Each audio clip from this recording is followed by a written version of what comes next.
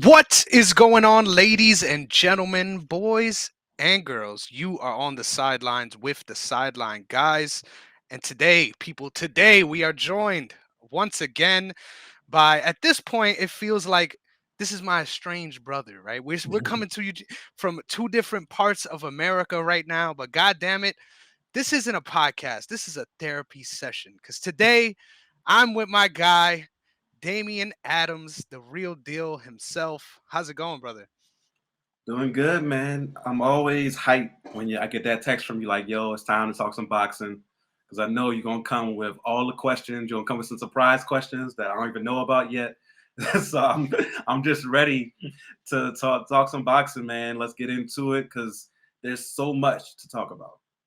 And that's how you know he's a TSG vet too. He comes in ready for the landmines, ducking left and right, trying to get away from but he's not ducking any smoke, baby. We're ready.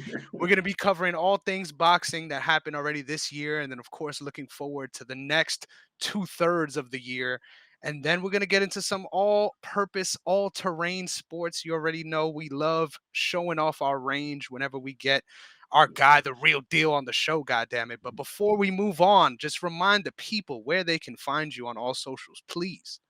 Yeah, so you can find me at The Real Deal, WDA. That's The Real Deal. W as in whiskey, D as in Delta, A as in Alpha on all social media platforms.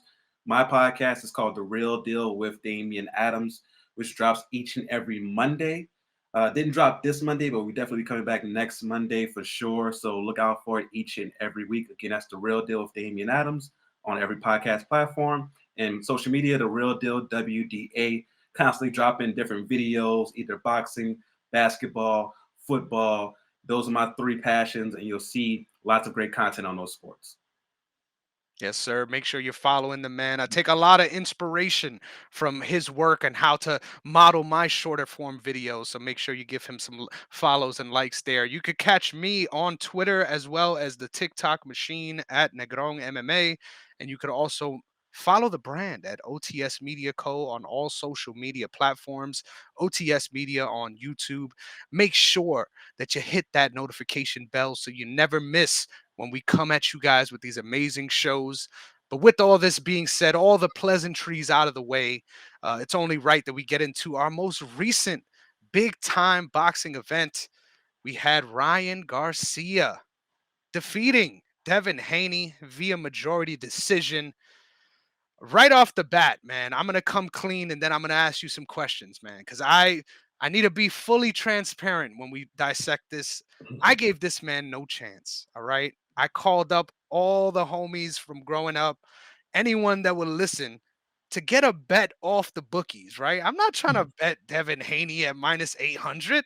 No, Yeah. I'm trying to sucker my friends into betting me at even odds, right? So I called up everyone. I got all these bets lined up and I just got fucking railed. All right. We're gonna be honest here. But I think I definitely don't just speak for myself when I say that everyone was shocked at the way this fight played out. Um, if the power was going to connect, you think it would just be a knockout, right? We go to decision. I could only imagine a couple people made a bag off of just betting Ryan Garcia by decision because those odds must have been insane. How did you feel when watching this unfold live? When you consider the whole entirety of this madness of a buildup we had? Man, it was surreal because right out of the gate, Ryan caught him with a left hook. Like literally right out of the gate, you're like, oh, this he's like, oh, this is gonna be bad. But then you see Devin kind of get back to being Devin, like, okay, this is what we expected. And then again, you get that charge from Ryan late in the fight, and you're like, man, Ryan Garcia is a genius. He's a mad genius because he took something that was a known fact about him, right? He knows he really does deal with mental health issues. It's been very well documented, his mental health issues. But he took that and played crazy.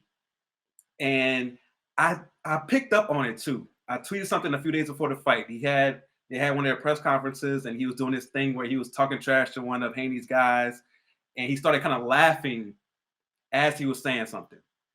And I said, he's either crazy, or he's crazy like a fox. Because he kind of broke character for a moment.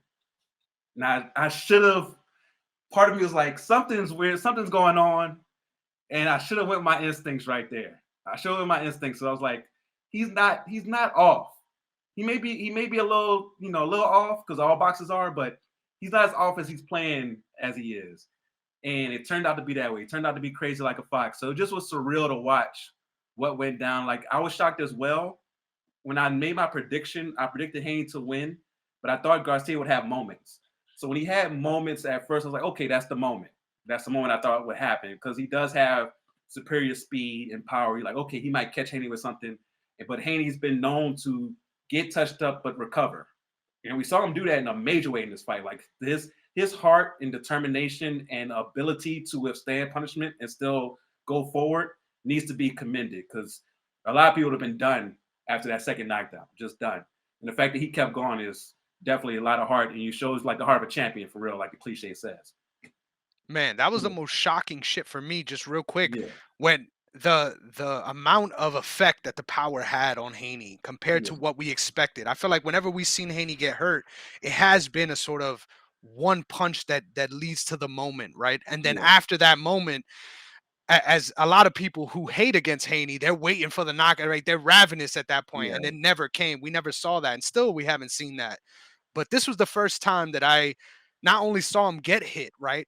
But then the fear of the consequences existed yeah, throughout the rest of the fight too. And even when he was getting off on his own shots, you could see that doubt sort of creep in as well. yeah. Like you said, man, major respect to Haney's heart and being able to come off the canvas multiple times like that and still not only get back to his game, but I would argue win a lot of the rounds in between Yes, until things got bad again in those later rounds.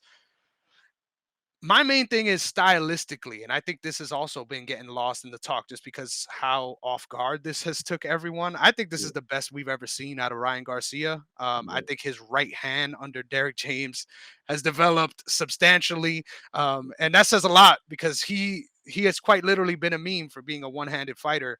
yeah. And in this fight, we saw a lot more activity, even if it wasn't necessarily throwing it out there with intention. A lot more activity to hide and mask that left hand, which led to those big moments in the fight for him. No, for sure. Like there was times where Haney didn't know which was coming because he would set it up with the jab, and then he does a really good job of setting up the jab and then hooking off of the jab. But then there were other times where he would throw that jab out there and then come to 1-2, and that's what got Haney like, oh, I don't know which way it's coming, and that's when he got caught with the hook because he didn't know which one was coming. In fights in the past, he's been so hungry for that hook, and he did it in moments in this fight as well. He was so hungry for the hook that you see it coming a mile away, you'll just duck underneath it, right? In the Tank fight, he got hungry for that hook, and that's when he got caught in the second round with that nasty left hand counter from Tank.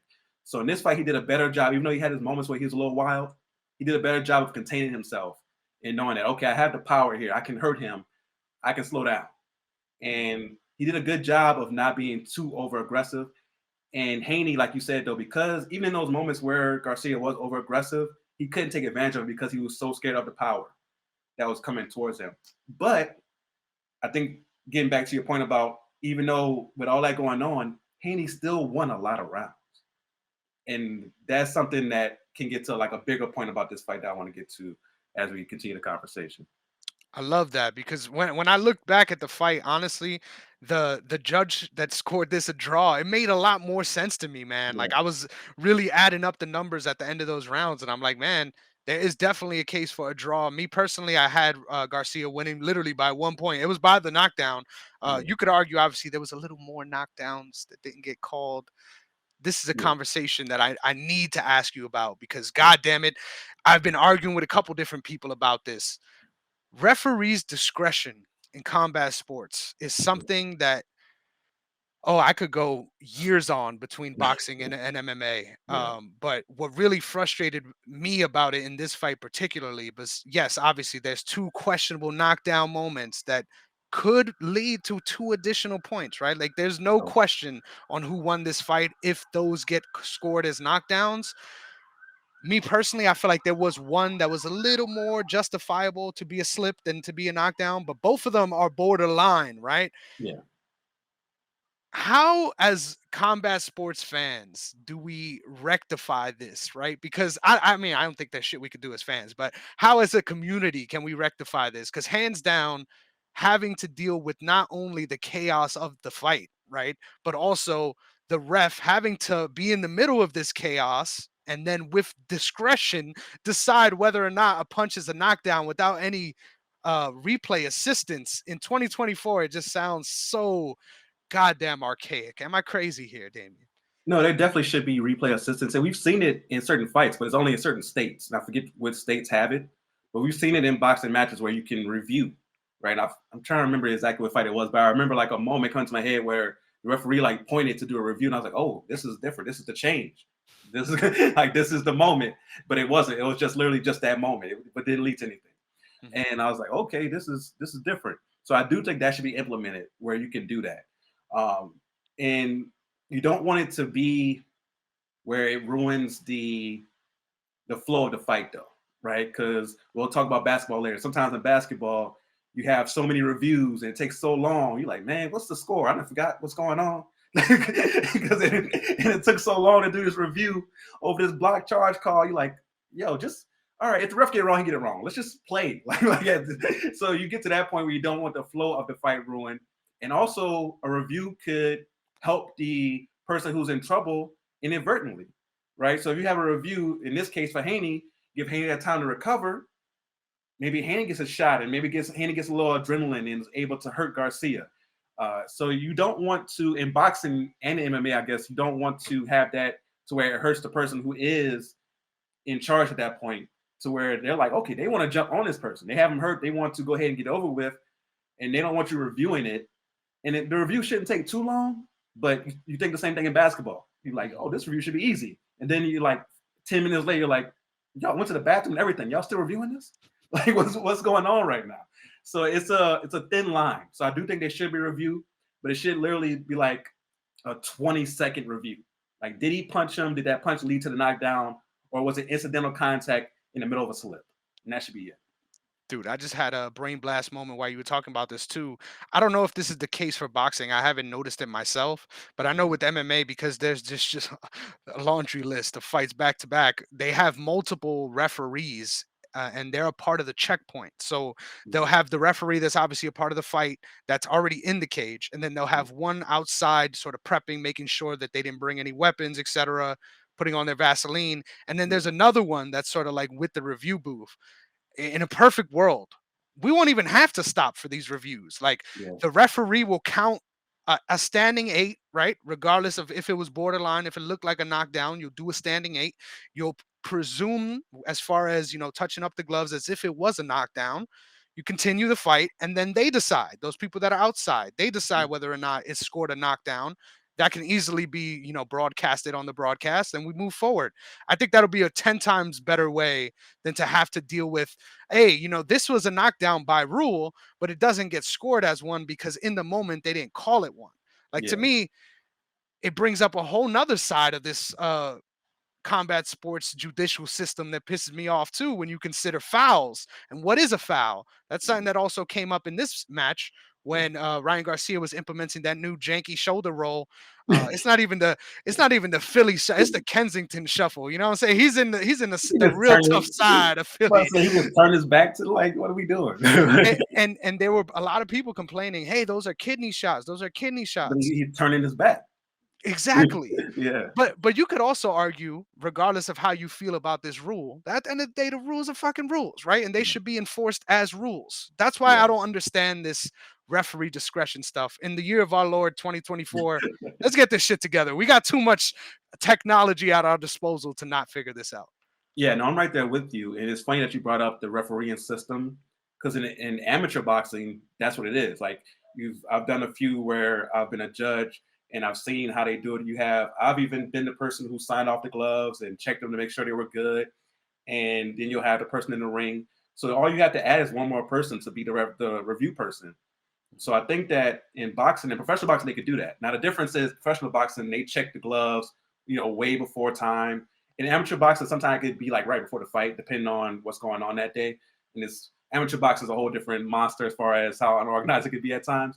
But sometimes you're checking right before the fight, and you could have that same person be the outside referee and be like, oh, is that a knockdown? Is that not a knockdown? Now, amateur boxing is different because you're not supposed to automatically say this is a knockdown and count it that way. You only take a point if somebody dominates the round, right? Like if someone is just 2 minutes and 45 seconds of a 3-minute round just dominating, then you could say it's a 10-8 round. So that's the big difference there. But when it comes to reviewing, I like that idea of having that extra person, just like they have in the NBA or the NFL, I should say. NFL has, they go to New York. Hey, we're doing it. Did you see it? Cool. Let's go. And that should be it. So I definitely love that idea. Now, when it comes to taking a point, a lot of people were upset with him for taking a point on Garcia because he didn't warn him. There's no rule that you have to warn somebody if it's blatant. That was a blatant punch after the break.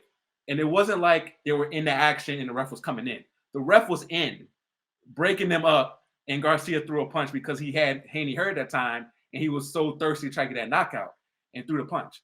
It was blatant. I agree with the point being taken right there because you blatantly broke the rules at that point. I don't have to warn you. You're grown. You know what the rule is.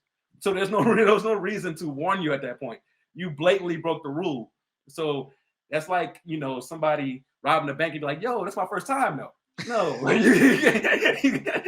you're not supposed to rob the bank, so you're going to jail. So that's the thing. Like I feel like if it's blatant, the referee has the right to be like, "Yo, you know what this was, and you expected me just to warn you because that's the traditional way of doing it is to give a warning first. No, you broke the rule blatantly. I'm gonna take a point blatantly." I love that. And honestly, bro, I complain about this all the time in MMA because it is ridiculous in MMA. There should be 100% no such thing as a warning ever. Fuck the warning, right? Yeah, The warning's in the back when you get read the rules. That's the warning.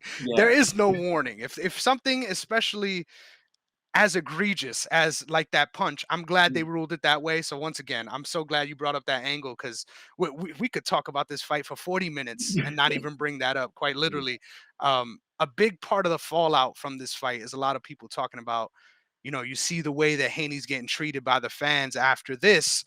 This is why fighters don't risk their O's, yeah, right? And you could argue, based on how big of a favorite he was, that coming into this fight, he wasn't looked at as him risking his O.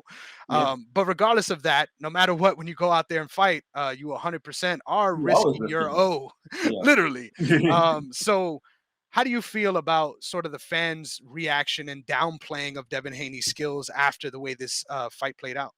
So yes, there's two different things that came to mind for me watching the fans' reaction to the fight. So when it comes to Haney, the first thing should be, dog, dude got heart, like we mentioned earlier. The fact that he got hurt like that and survived and didn't get knocked out and lasted the full fight, dude got mad heart. And people shouldn't be downplaying because he just lost his zero. Because the reason we don't have the big fights, or we didn't, I should say, we didn't have the big fights prior to the end of 2022 and into 2023 is because people didn't want to get clowned and people didn't want to take that risk, especially if the money wasn't going to be there. And that's a whole different thing about illegal streaming and all that stuff. But if the money wasn't going to be there, it wasn't worth fighters risking it to get clowned by everybody, right? And I'm not one of them people that say you can't criticize a boxer if you haven't been in the ring, because I criticize basketball players even though I didn't make it to the NBA. I criticize football players even though I didn't make it to the NFL. It's okay to be critical, but there's a line between critical and clowning. And I only clown people who deserve to be clowned. Like I've clowned Rolly Romero. He deserves to be clowned. But if you are a true champion and you're going against one of the best, and Ryan proved he's one of the best at 140. He proved that in that fight. You're going against one of the best in your weight class, one of the best in boxing, period, and you lose, that's fine. You just got to bounce back. And you got to give credit where credit's due. Like, as long as you do that, I don't mind. Like, when Regis Prograis lost to Devin Haney, he got demolished. After the fight, he's like, yo, he's better than me. Like, he just is. That's what it is. He's downright better than me. Give him all the props in the world. Regis Prograis is a two-time world champion. Like, okay, he's a really good fighter who ran into a great fighter. That happens. So when it comes to that, I'm not down with clowning somebody for trying to be great or clowning somebody for losing to somebody who's good. Like, that happens. Only down with clowning people who got to a point where they didn't deserve to be there. And that's why I bring up the example of Rolly Romero. Now, the other thing that really kind of irritated me about this, casual fans are good for the sport, right? Because casual fans bring in more eyes, bring in more money, and you want these boxers to get paid what they deserve for putting their lives on the line. When they go into that ring and when they go into the octagon, you want them to get paid what they're worth. But when it comes to being a casual fan, there's no problem with being a casual fan. I'm a casual MMA fan, right? I enjoy it, but I don't know it in depthly the way someone like you would, right? So when I want to have a conversation about it, I defer to someone like yourself. Because I'm like, I don't know everything about it. I don't know why this card went this way. Let me ask someone like Chris Negron about this because he knows the sport better than I do. Let me defer to him. When it comes to boxing, and I guess because it's been around so long, everyone believes that they're not a casual fan, even though they only watch the big time fights. So I put my scorecard up. I scored it 112, 112, right? And man, the clowning that I got for scoring it 112, 112 was beyond ridiculous, right?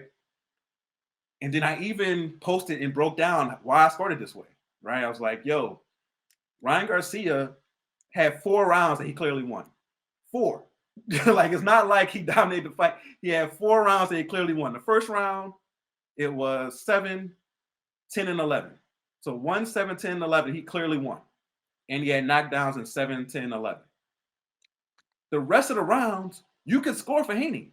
Now, there's a few that could be swing rounds, but 2 through 5 were clearly Haney. Like, Garcia didn't do anything in those rounds.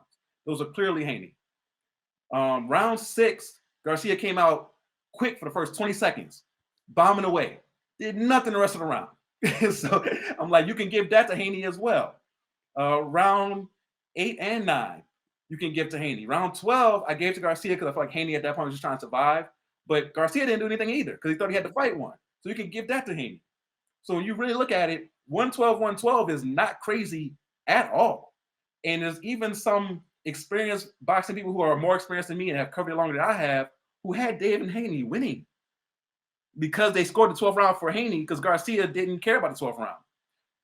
And the people who clowned it, I'm like, okay, let's have a conversation about it. Let's really have a conversation about it.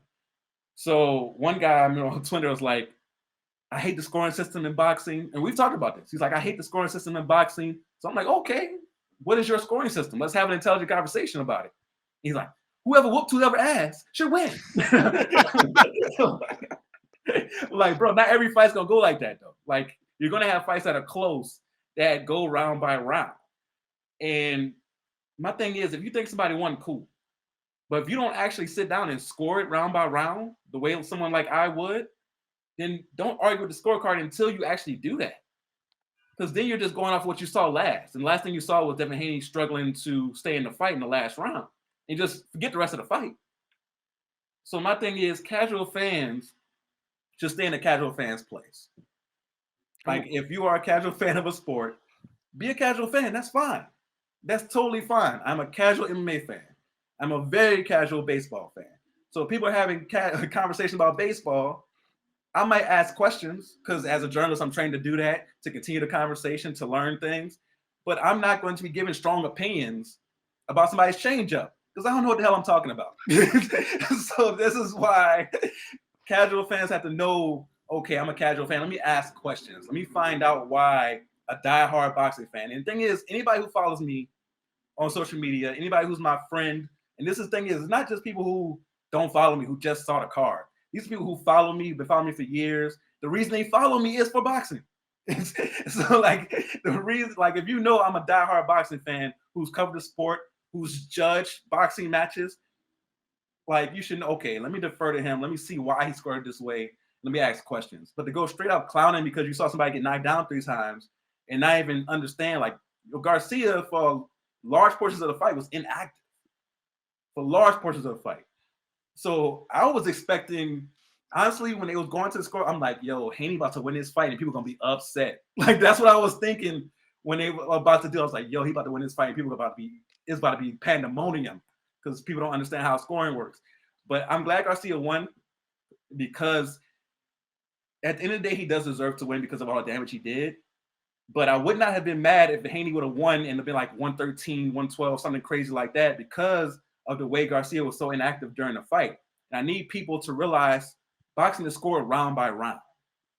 And if you're just watching the fight and you're like, okay, this person won because they did more damage, okay, then ask, why do you feel this way about this fight? But don't just go straight to clowning. I feel like casual boxing fans need to learn, okay, I'm a casual boxing fan. I only watch the big time fights. Let me ask questions to the guys who watch boxing pretty much every weekend. Fucking phenomenal.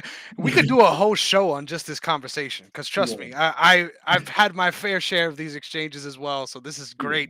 yeah, I'm not gonna lie to you, it's very impressive that that's the score you had when watching this live. Because yeah. watching it back, that was my hot take. I was gonna say I think Devin Haney should have won this 113-112 and dropped the mic because everyone that would hear that was gonna flip the fuck out. But I agree, it's for those exact reasons. Yeah, And I had the major swing round in my opinion, being round 12, which yeah, everyone's like, but he just almost killed him. And I'm like, yeah, but that doesn't fucking matter once we're in yeah, round 12. So yeah, man, it's really understanding the rules before you try to argue, goddamn it. Because yeah, what are you even arguing about? Like yeah, you to say, you don't agree with the score is one thing, but I'm sure in the rest of the video you're also talking about what he was able to accomplish. So yeah, ridiculous.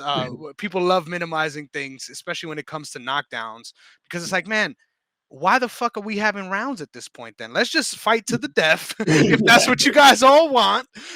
Because that's the only way we could get a scoring Hey, system like that. So yeah, just go old WWE style. I quit match. Just whoever says I quit first. Like I think that would be dope if somebody agreed to that. Like if two boxers truly had beef. Let's say they truly didn't like each other. Like it was some Roy Jones Jr., Bernard Hopkins type stuff where they had this decades long rivalry. And they're like, yo, you know what? We're not gonna do rounds. Whoever quits first loses, bro. But the thing is, boxers are so stubborn and have so much heart. Like you couldn't do that because somebody might try to die. But you have to like because some people and especially there's definitely some MMA fighters who would never say I quit. yeah. Like I've seen that's the thing that like scares me about MMA. Like I forgot who I was watching. You might remember off the top of your head. So they had him in I believe it was a guillotine, and they had him in the arm guillotine. It's like when they had the arm locked up and they have them like on their stomach. They basically like about to dislocate their shoulder. Mhm. And dude has him. I'm like, yo, tap, like you're done tap, and you just see him. And I was like, like, why not tap out? Why not tap at this point? Why get your arm broken? Why do that? But those dudes are trained, they're different. They're different. Like once you have me and I know I can't get out, I'm tapping. There's no need for you to break my arm. Like this, I'm good on that. But that's why you couldn't have those type of matches because boxers and MMA fighters are just built differently when it comes to their will and what they're willing to go through to win and to not quit. They're just is my respect is so high for them for that. Dude, 100%. It really is a full mentality thing. Like I Yeah, remember when I was training for competitions in jiu-jitsu, and they always tell you it's the same thing. When you're here, when you get caught in that armbar, you fucking tapping, right? But yeah, once we're competing, yeah, it's life and death out there. And I think there would be mechanisms of stoppage, right? We need to come up with our own promotion for shit like this, right? We just have yeah, our own uh our own promotion, our own rules. We'll have both corners have a really bright neon yellow towel. And that will be their mechanism to stop the fight, right? This yeah. already exists, and then of course you could say no mas as the fighter individually. Yeah, this is great. So if there's one fighter, before we move on, because I love this tangent, if there's one fighter you would want to see specifically because of their fighting style in a to the death fight, who would that be? Oh, the first one that comes to mind is Emmanuel Navarrete. Whew. Like his his style is made for that. His style is made for that. Sabril Matias, Whew. like his style is made for that. Like he's just somebody who breaks you down as the fight goes along. And you have to get a good opponent for them because their stamina is so good and they just keep coming. So you have to get somebody for them that could match that energy. But those two names come to mind first as people that would be really good in those type of fights. Oh man, imagine like a chocolatito in one of these fights. Oh, Oh oh yeah. Lord, it's gonna be great. It's gonna be great. But we have went on far too long on this Ryan Garcia Devin Yeah. Haney fight, but I think it speaks to the magnitude of the event that it was. Man, I Yeah. came away blown away at what they were able to accomplish that night. So shout out to Ryan Garcia for just absolutely proving it to everyone that not only he is that guy, but he's also improving despite his mental probably declining. And Devin Haney, keep your head up, man. No need to ever feel ashamed for this fight Yeah. and your performance, because definitely in the cards that you won this for sure as well. Next up, I think it's only right that we have, like I said, man, this is therapy here. We haven't really talked for a while. We Yeah. gotta talk about the fights that already happened this year. God damn it! So, a couple weeks back at this point, we had Sebastian Fundora defeating Tim Tszyu after stepping in on short notice Yeah. via split decision 116, 112, 115, 113. And then the dissenting judge had it 112, 116 for Tim Tszyu. Off the top, man, I got to ask you, how did you score this fight? And how did you feel they should have proceeded as far as making a rematch? So I scored it for Fundora. I believe I want to say I had it maybe 115, 112, 115, 113 sounds like the way I had it. And it was something where it was so many rounds that were so close. Honestly, I would have been mad at either way. Like when they announced, I was like, that sounds right. Like it was it was one of those fights that because both guys were just trying to survive. Mhm. And I was watching it at a sports bar, and everybody who came by me like that was watching the fight because it wasn't like a huge fight where everybody was paying attention to the fight because other stuff was going on. So people would just pass by and have commentary in there, and every comment was like, "Oh, this is gross." Ew. Like because it was just so much blood that was being out, and it wasn't just Zoo because Sebastian Fundora was just leaking from the nose the whole fight. So by the third round, both dudes just like trying to survive at this point. And I do believe if the cut doesn't happen for Tim Tszyu, so for the people out there who may not have seen it, the accidental elbow towards the top of his head, cut was absolutely in the worst place. It was deep, it was wide, and it was in a horrible position. So the cut man couldn't do anything with it. And my theory is because this was the first fight PBC had on Amazon and it was on pay-per-view, that's the reason it didn't get stopped. I think if this is a co-main event and not a main event, and let's say it's a regular PBC card, not pay-per-view, I think the fight gets stopped. But because it's the first fight on Amazon pay-per-view, I think they're like, oh, we have to make sure this is a good pay-per-view. We can't just have people buy it and not give them a good show. Even though it was a good undercard, like we can't just have this as this fight that gets stopped in the second round into no contest, which it should have been honestly, because Zoo couldn't see. There's no way he could see. Like the blood just streaming into his face, into his eyes. And I do believe he wins if that doesn't happen because right prior to the cut, he was finding his rhythm. And Fundora, it took him a round to get used to Fundora's length because for people who don't know, Fundora's 6'5", fighting at 154 pounds, which is bananas. So he's any fighter he goes in there with at that weight class, it's going to take them a while to adjust because they're not used to fighting anybody that big. Even in sparring, I'm pretty sure they don't spar anybody who has that much reach and that much height. So it's going to take him a little while to adjust. But in that second round, before the cut happened, you saw Zeus starting to time him, and Fundora had no answers for it. And I thought as the fight went on, he would have continued to do that, and his power took over because Fundora's natural style isn't to use his length. His natural style is to bang with you. That's what he wants to do. So the thing is, he there's a rap lyric where T.I. says, "I'm 5'9" with the soul of a 6'4" dude. He's the reverse. He's 6'5" with the soul of a 5'10" dude. Like he wants to fight. He wants to be on the inside. He wants to throw hooks and uppercuts. It's like, bro, you're 6'5", fighting against dudes who are 5'8", 5'9". Use your length. And he tried to do that in this fight. You could tell that was put into his head too. Like, use your length, jab. He did that more in this fight, especially after the cut, because Zoo couldn't see the jab coming. So he did that to win the fight. But it was one where it wasn't the prettiest match because both guys were trying to survive. So it was very hard to score. So that's why I have no problem with Fundora winning. But I do think they should have went straight to the immediate rematch because of it. I love the way you broke this down, man, because I felt a little bit differently, man. I was passionate Mhm. about the blood influencing the judges here. I really thought this was a pretty clear win because I thought even though Fundora did show some improvement as far as, like you said, using his range tools and keeping him at bay, I thought he was still, despite being blind, able to get around and get past that jab and start landing some Yeah, really good he said shots as one well. too. Defensively, to me, I thought was where you saw Fundora working out those kinks, like you said, as Yeah, far as it not being natural, right? To yeah, commit to this style for as long as he did.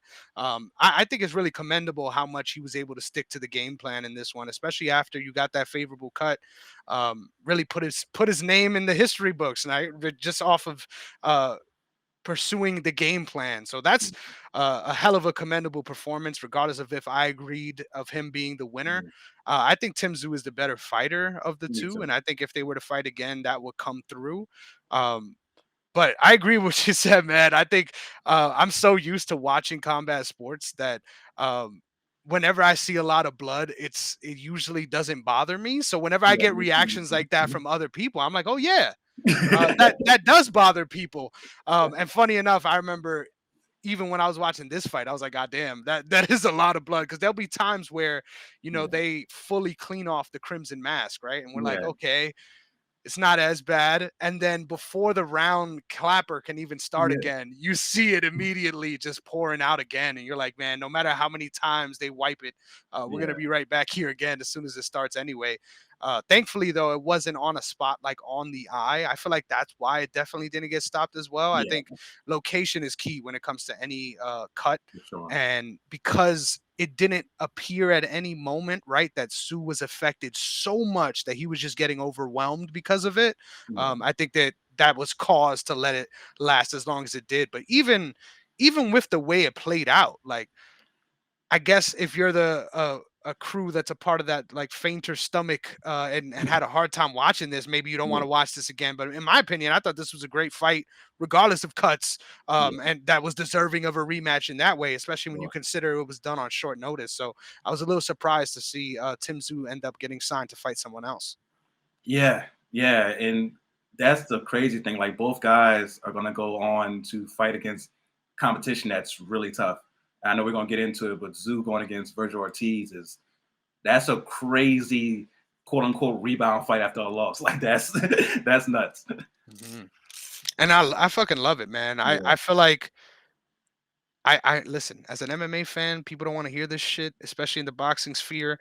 But as an MMA fan, I take credit. God damn it! I think a big part of these motions, right, towards making these goddamn fights happen, is seeing that actually this can be done, and it actually gets happen on a regular basis in the UFC. And I feel like the last 2 years, the momentum has just been amazing. So once again, respect to Tim Tszyu for being willing to for take a sure. fight like this, being willing to take this fight on short notice. Yeah, I'm sure he's going to end up being a title holder again. And I actually can't wait to see Fundora fight again either. I think that's going to be super exciting to see whether or not his development continues in that way yeah. or if he taps back into that animal, baby. Sometimes you can't resist the need Yeah. for speed. God damn it! So I don't blame him. Next up, I think it's only right that we discuss the clown himself, Romero getting starched in the eighth round by Cruz. This was a fight that I felt could have been stopped 4 or 5 times Yeah. before it ended up getting stopped. But I think collectively, we all enjoyed this one, and that's why the ref didn't make it stop sooner. How did you feel about this performance from Cruz? It was predictable. Like I because Roy Romero is not able to defend himself. He doesn't know how to deal with pressure. He is only good going forward, and even going forward, he's sloppy in his footwork and the way he leans over punches. Like I've just never seen this dude as a good boxer. Like I'm not saying as a good boxer on an elite level. I've never seen him as a good boxer for a professional boxer. Period. And the fact that he got this far to get a world title based off just him talking and him being under Mayweather Promotions is one of the reasons people kind of get turned off from boxing because it's like the politics of it. And we've seen kind of a cut down on the politics, like you mentioned, to have these good fights over the last couple of years. And Ryan Romero is kind of that last stench of the old guard of, oh, this guy has the right connections, so he'll be in the big fights and he'll get the opportunities. And now you wonder what he's going to do going forward. He's still young, and I don't know if he develops into a good boxer, but he has power, I guess. But it just I've never seen anything even prior to Tank's fight. I went back and watched some of his fights. And I was like, I don't get it. I just don't get what people see. And I'm so glad Cruz, got his title and is now going to be somebody who's a player at 140. The thing is, when it comes to the elite at 140, who does he beat? That's the question. When it comes to the other title list, he's scheduled for August 3rd. We'll get into that, but that's going to be interesting to see what he does there because he's small for 135. So Yep. the fact that he's at 140, it's going to be hard for him, even though he has that pit bull style. It's going to be interesting to see what happens with Riley Romero. He's got to go and fight against like a C-level fighter and look impressive there to even try to build himself back up. Because I don't see him getting walked into another big time fight after this. Mhm. 100%, man. Honestly, I feel the biggest person that deserves a shout out after this fight is Pitbull Cruz's manager. Because goddamn, we swooped into the perfect opportunity. I Yeah, couldn't agree with you more, man. Definitely very predictable. But I thought what wasn't as storybook was the multiple knockdown ass beating. Like, I listen once again. I think he said some crazy shit, some funny things. yeah, he's I feel entertaining. like he belongs more so at this point in the celebrity boxing sphere than the actual boxing sphere, because I think he genuinely does a good job of getting people excited just with some of his antics. But Yeah, yeah, man, I couldn't agree with you more. Just a very strange style period. Like there's fights in that catalog you just spoke of where yeah. you could argue he didn't even win those fights and No, he somehow still found his way yeah, to this point. So yeah, I agree, man. It's going to be a fall from grace for sure. And honestly, that would be shocking if he were to turn his career around and become an yeah, actual title contender again. uh Kind of rooting for that to happen just for the insanity of it. But I think we're good to move on that note. We've got Anthony Joshua defeating Francis Ngannou via second round KO. Now, as the resident MMA guy, I got to come with the apologies, right? I was talking my shit and I was really hype about this matchup in particular, yeah, man. I thought leading up to it, if there was anyone that was a little bit more vulnerable in this heavyweight upper echelon, I was like, you know what? It's Anthony Joshua. So yeah, he almost beat Fury and he didn't get it, but he's gonna be able to get over the hump. And fuck, man, this was all of my dreams as an MMA fan, getting absolutely stomped out. Um, I think the biggest narrative that I hate about this fight is that, oh yeah, Francis Ngannou is done. He never deserved to be on the stage anyway. Fuck him, he's trash. And I could get how you would get to that conclusion as a yeah, casual. I think this was the absolute worst outcome for him and his prospects at being a heavyweight boxing name, yeah, right? As far because it makes it really hard to justifiably come back in a big name fight. I think yeah. if he ends up getting a fight like Like somebody I at don't the know, edge of the top a 10. Dillian White or something Yeah, like that. Like that would be more acceptable at this point of his career because of how devastating this knockout loss was. yeah, I just gotta admit, man, once again, there's a common thread here when it comes to these fighters that are really improving at a rapid rate. And that's Derek James, god damn it. Holy shit. Anthony Joshua looked phenomenal in this fight. And I think his act, like, once he had him hurt, yeah, immediately, no fucks given. I'm coming after you and I'm closing the show. And god damn it, he did it. What a knockout. One of the biggest punches I've ever seen in any combat sport.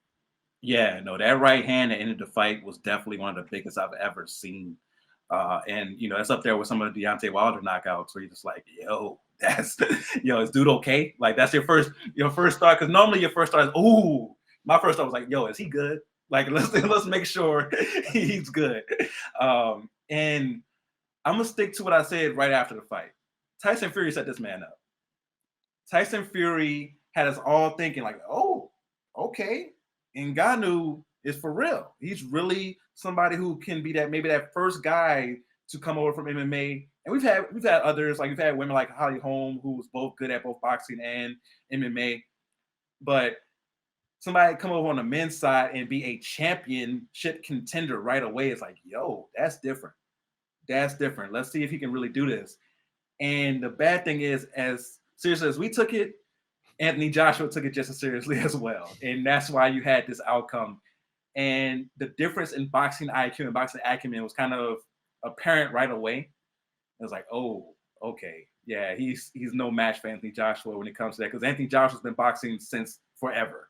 And you could tell that difference in there with just some of the things that Francis Ngannou would do that are still MMA trained. Like the way he blocks punches, Mhm. the way he kind of slaps it away, that's an MMA move because you can slap it away and then come with a kick, or you can slap it away and do something else. In boxing, you're using your hand to slap it away, and now you're still open to another punch.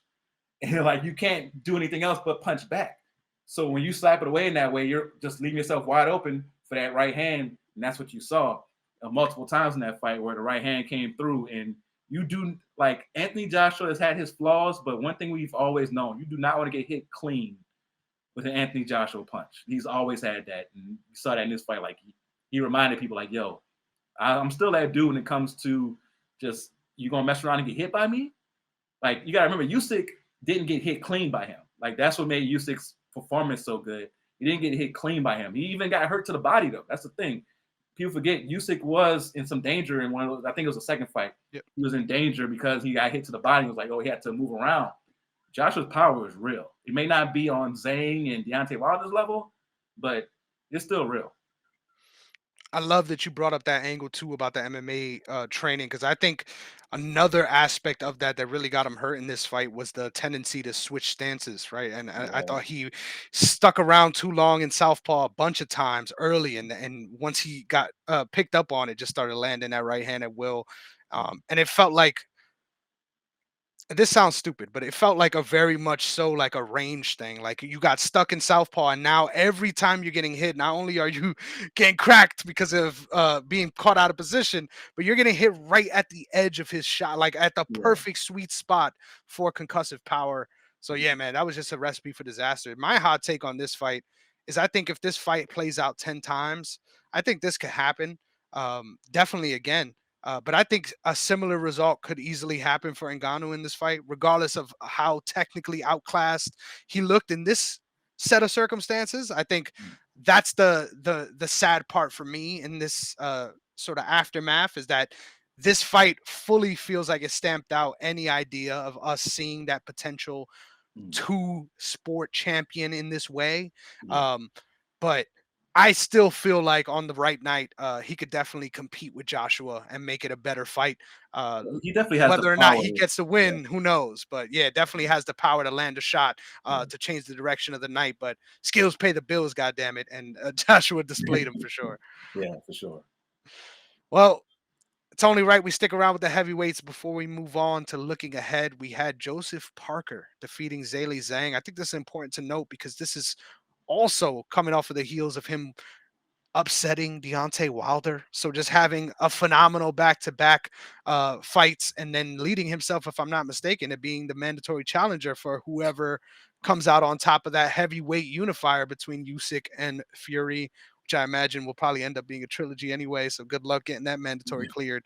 Yeah. Um, Joseph Parker is a star that I didn't expect to see emerge, right? One of those guys I always talk about on my show with UFC fighters, where you see somebody really actualize their potential. You see Yeah. throughout their early part of their career where they hit their uh, roadblocks and they have their L's, and it changes the way you think about them at first. You're like, man, I don't know how high he can go when stuff like this is happening. And then you see that skill development over time, and you see them be able to start overcoming moments where they wilted before. And you're like, hold on.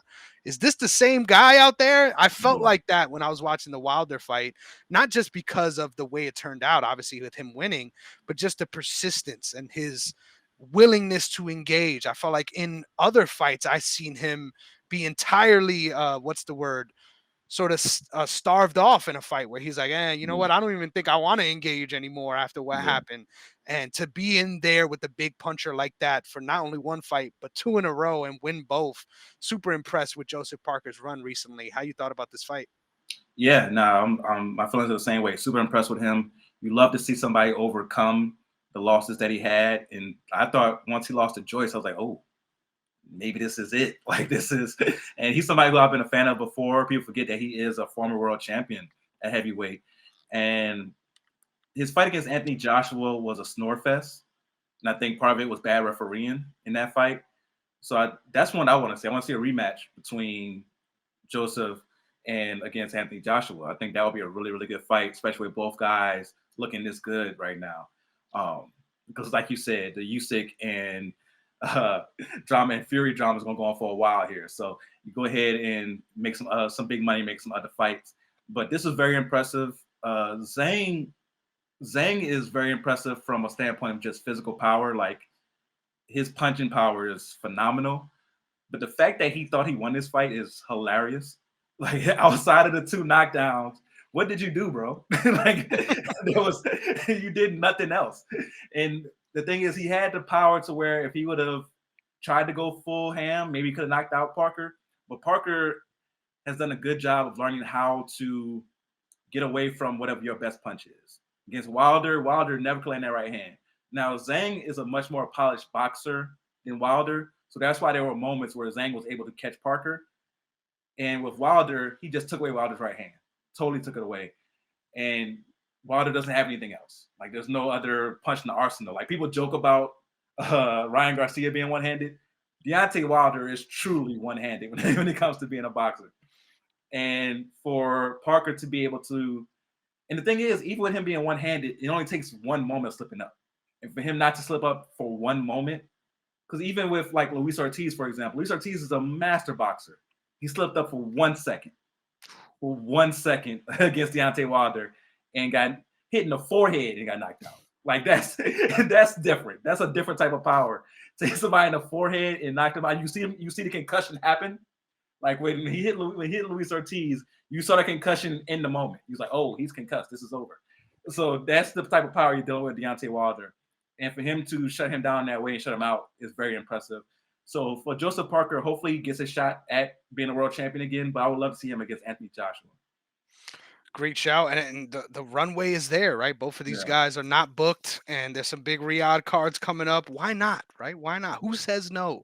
I'm sure they're willing to put up the bread for that site fee. Let's make it happen, because that'll be an awesome fight. I agree, man. Next up, I can't wait. I was looking forward to this part because, goddamn it, we're already an hour deep almost. We might be 3 hours in after we're done with these picks and predictions, because there's so much meat on the bone for the rest of the year in boxing.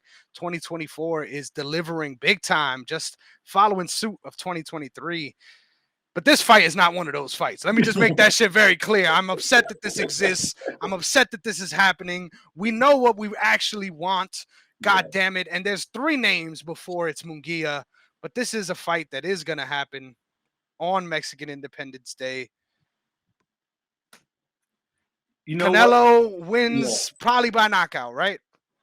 Surprisingly, even though this isn't the fight that we want, it may be the fight that we need. Because Mungia is an exciting fighter.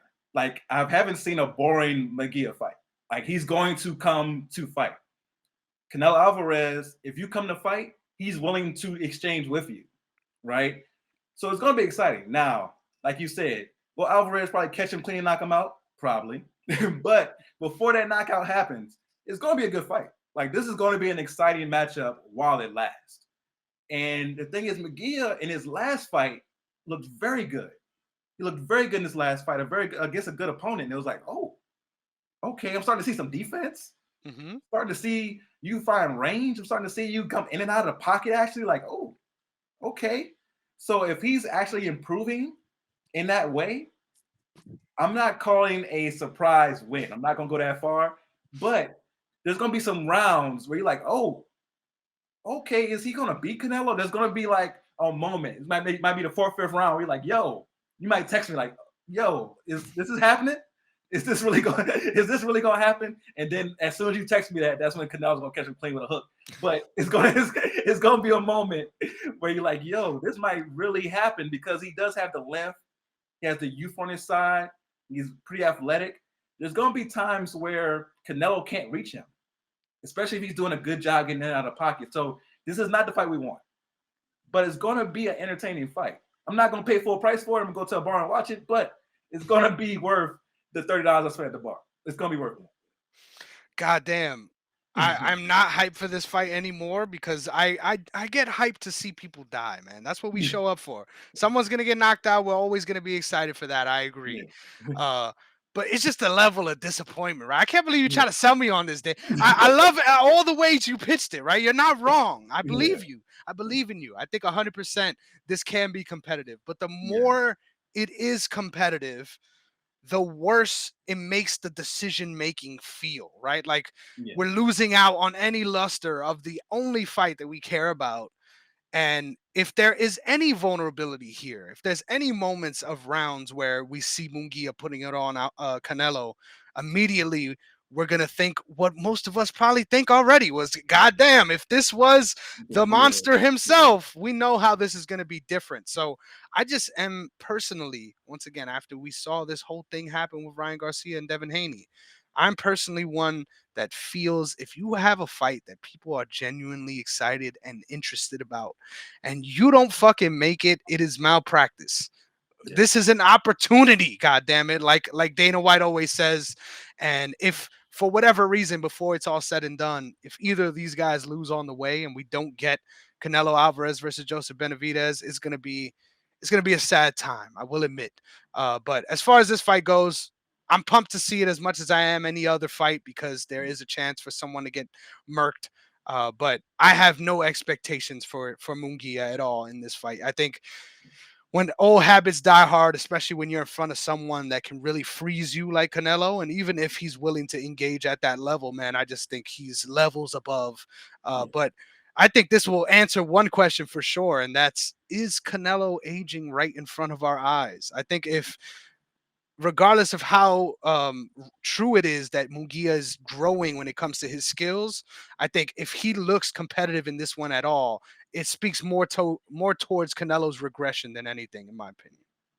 Now, that's a very good point because Canelo hasn't looked like prime Canelo in a while. We haven't seen the Canelo that, was out here starching people. We haven't seen that Canelo in a while.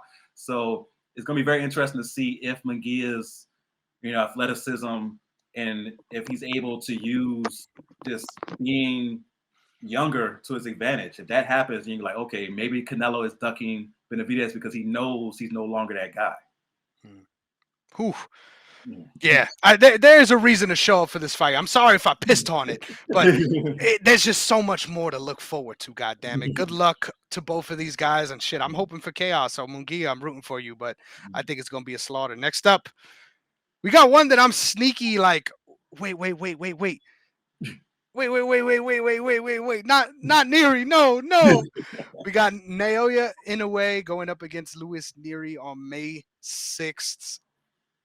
I'm not gonna lie to you, man. This one, although it is another name, it definitely doesn't feel like a step up progression wise. Let me know if you disagree with me on that one. But always excited to see Naoya Inoue fight, of course.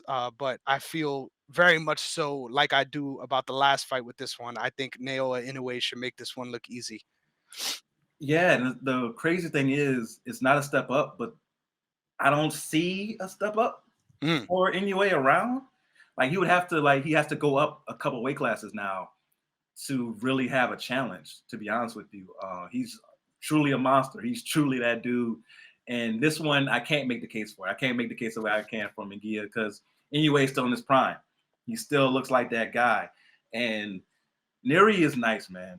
I like Nery a lot. Like he's a really good fighter, but this time you have pretty good going against greatness, and it's just not a good matchup. Yes, sir. Pretty good. That's been around too. Like that's always kind of another sad thing to throw in the shit sandwich. This is the one that we've been waiting on, right? We were supposed to have this fight already in February, but it fell apart because of a cut to Tyson Fury. We got the unification, Tyson Fury going up against Oleksandr Usyk. We've talked on this show about this fight before, so I don't think we got to spend too much time. But have your thoughts changed at all since this fight being rebooked? We've been sitting on this fight for feels like years now. At this point, obviously the cut should be something that is in the past at this point. But cuts in general, especially in spots like that, because I saw pictures, it was fucking huge. It was, could always reopen or find or make themselves a part of a fight in the future. It's only been 3 months, guys. It hasn't been 6 or something like that. Has your thoughts on this fight and how it plays out changed at all because of what happened the last couple months?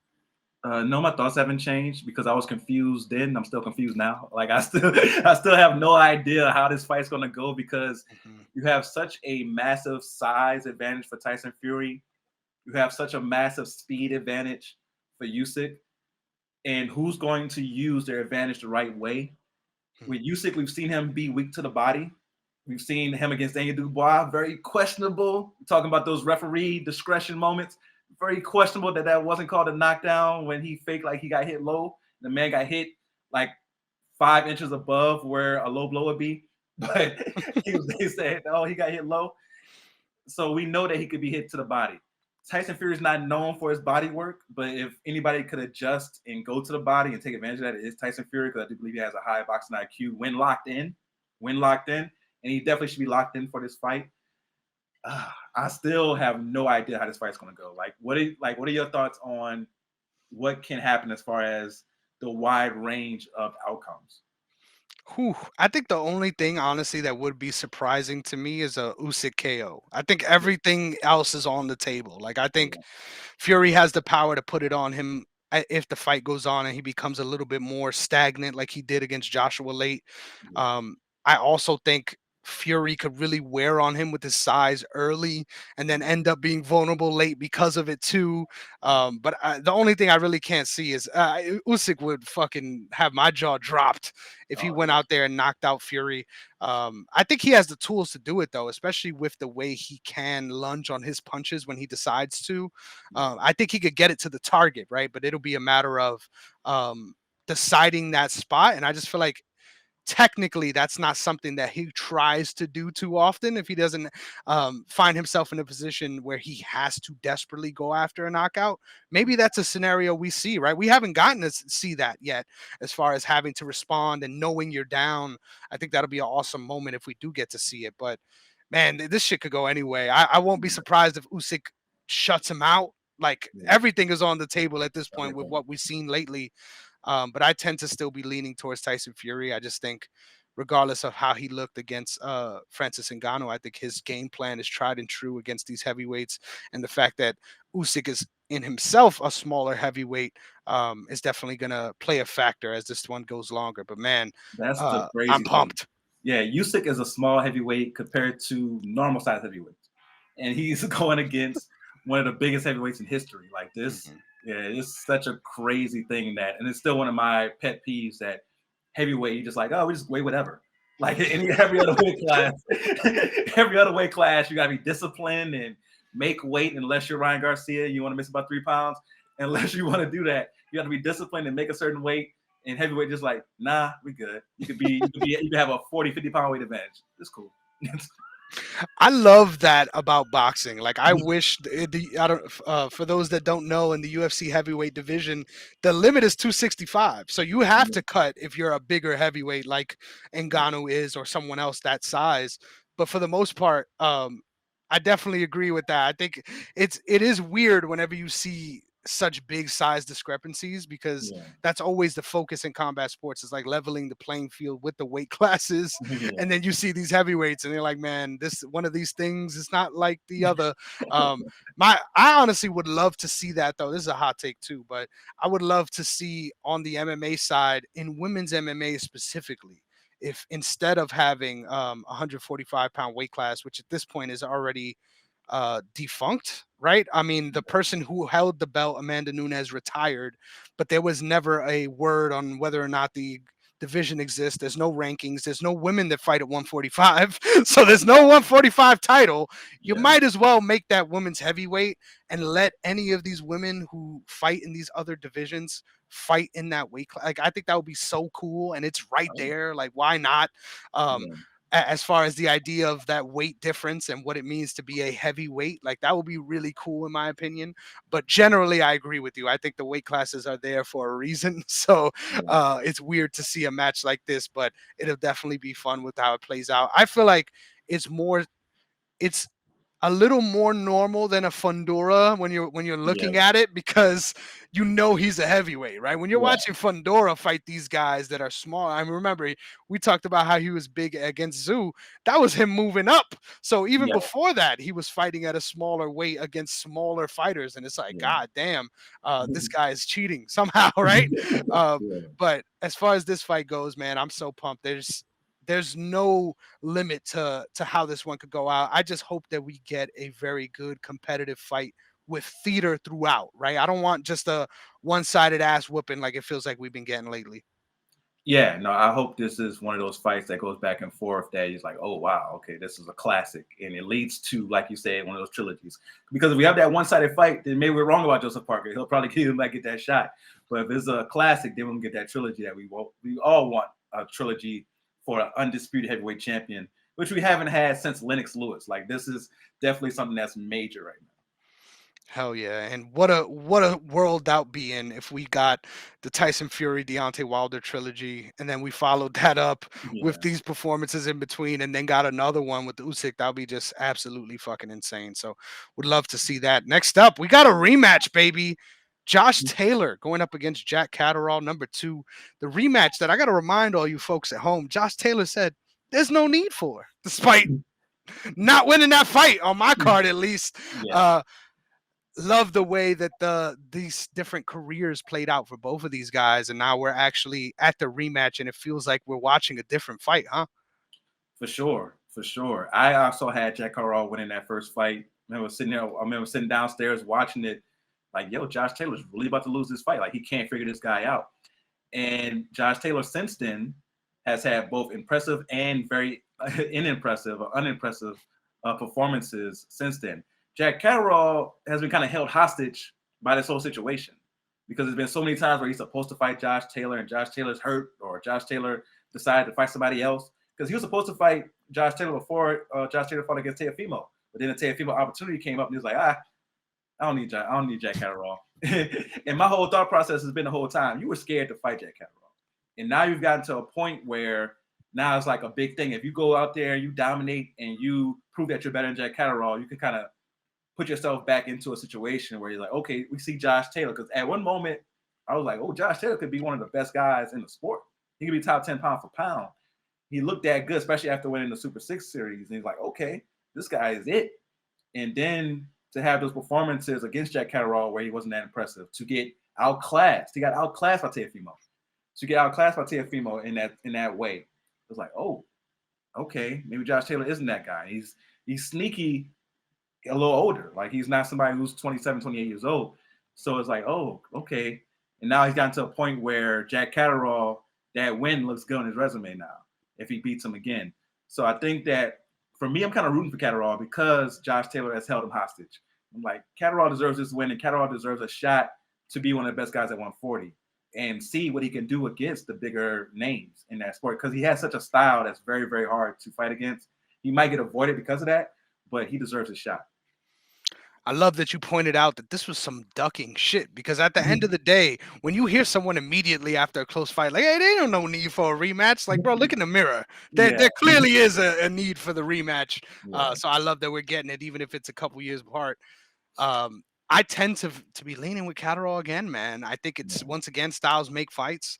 And although Josh Taylor found himself with the belt, and then in this scenario, unfortunately coming up short against Teofimo, I just feel like, once again, whenever it comes down to the matchup, it's going to be hard to right that wrong and to make the fight look completely different. I don't think Josh Taylor looked like a completely different fighter. So it's going to be tough. It's going to be an uphill climb for sure. And I think whoever wins this one is really going to solidify themselves as a future person to watch out for in this division for sure. I agree. June 1st, man. This is one of them ones, bro. We Yeah. knew Riyadh was gonna be following up, and we're getting a awesome card with three big fights. Our headliner being Dmitry Bivol versus Artur Beterbiev. We're gonna touch on the other ones after too, but we got to get to this one. This is another one that we've been asking for feels like a year at this point, and we're finally getting it. Holy shit, there's 100 different ways we can go about this angle wise, but I'm going to ask you the same question you asked me. What's in the cards for this fight? What are the outcomes that you could see possibly happening? Is there anything off the table? Because this is another one that I love thinking about, because it could go either way. In a similar fashion to you, the only thing that would surprise me is a Bivol knockout. That's the only thing that would surprise me. Everything else is on the table. Beterbiev catching Bivol with something nasty, knocking him out, is on the table. Bivol dominating for 12 rounds is on the table, unfortunately. Like, that could happen because Bivol is such a good boxer and so disciplined. Beterbiev dominating because he's just able to just overwhelm Bivol is on the table. So everything is on the table, but a Bivol knockout would truly shock me. I would truly be shocked by that. But this fight is very interesting because you have such a clash of styles in this one. And I'm a big Bivol fan. And I remember I made some money off of him because I didn't bet him to win against Canelo. That I didn't think he was going to win, but I did bet to go to distance. And a lot of people was betting Canelo to knock him out. And I was like, oh, he's got me. I'm a fan from this point forward. And he's been able to follow that up with just really good performances. And even though the one thing that bothers me about Bivol, I feel like if he was just a little less disciplined, and some people say the same thing about Haney, he was a little less disciplined.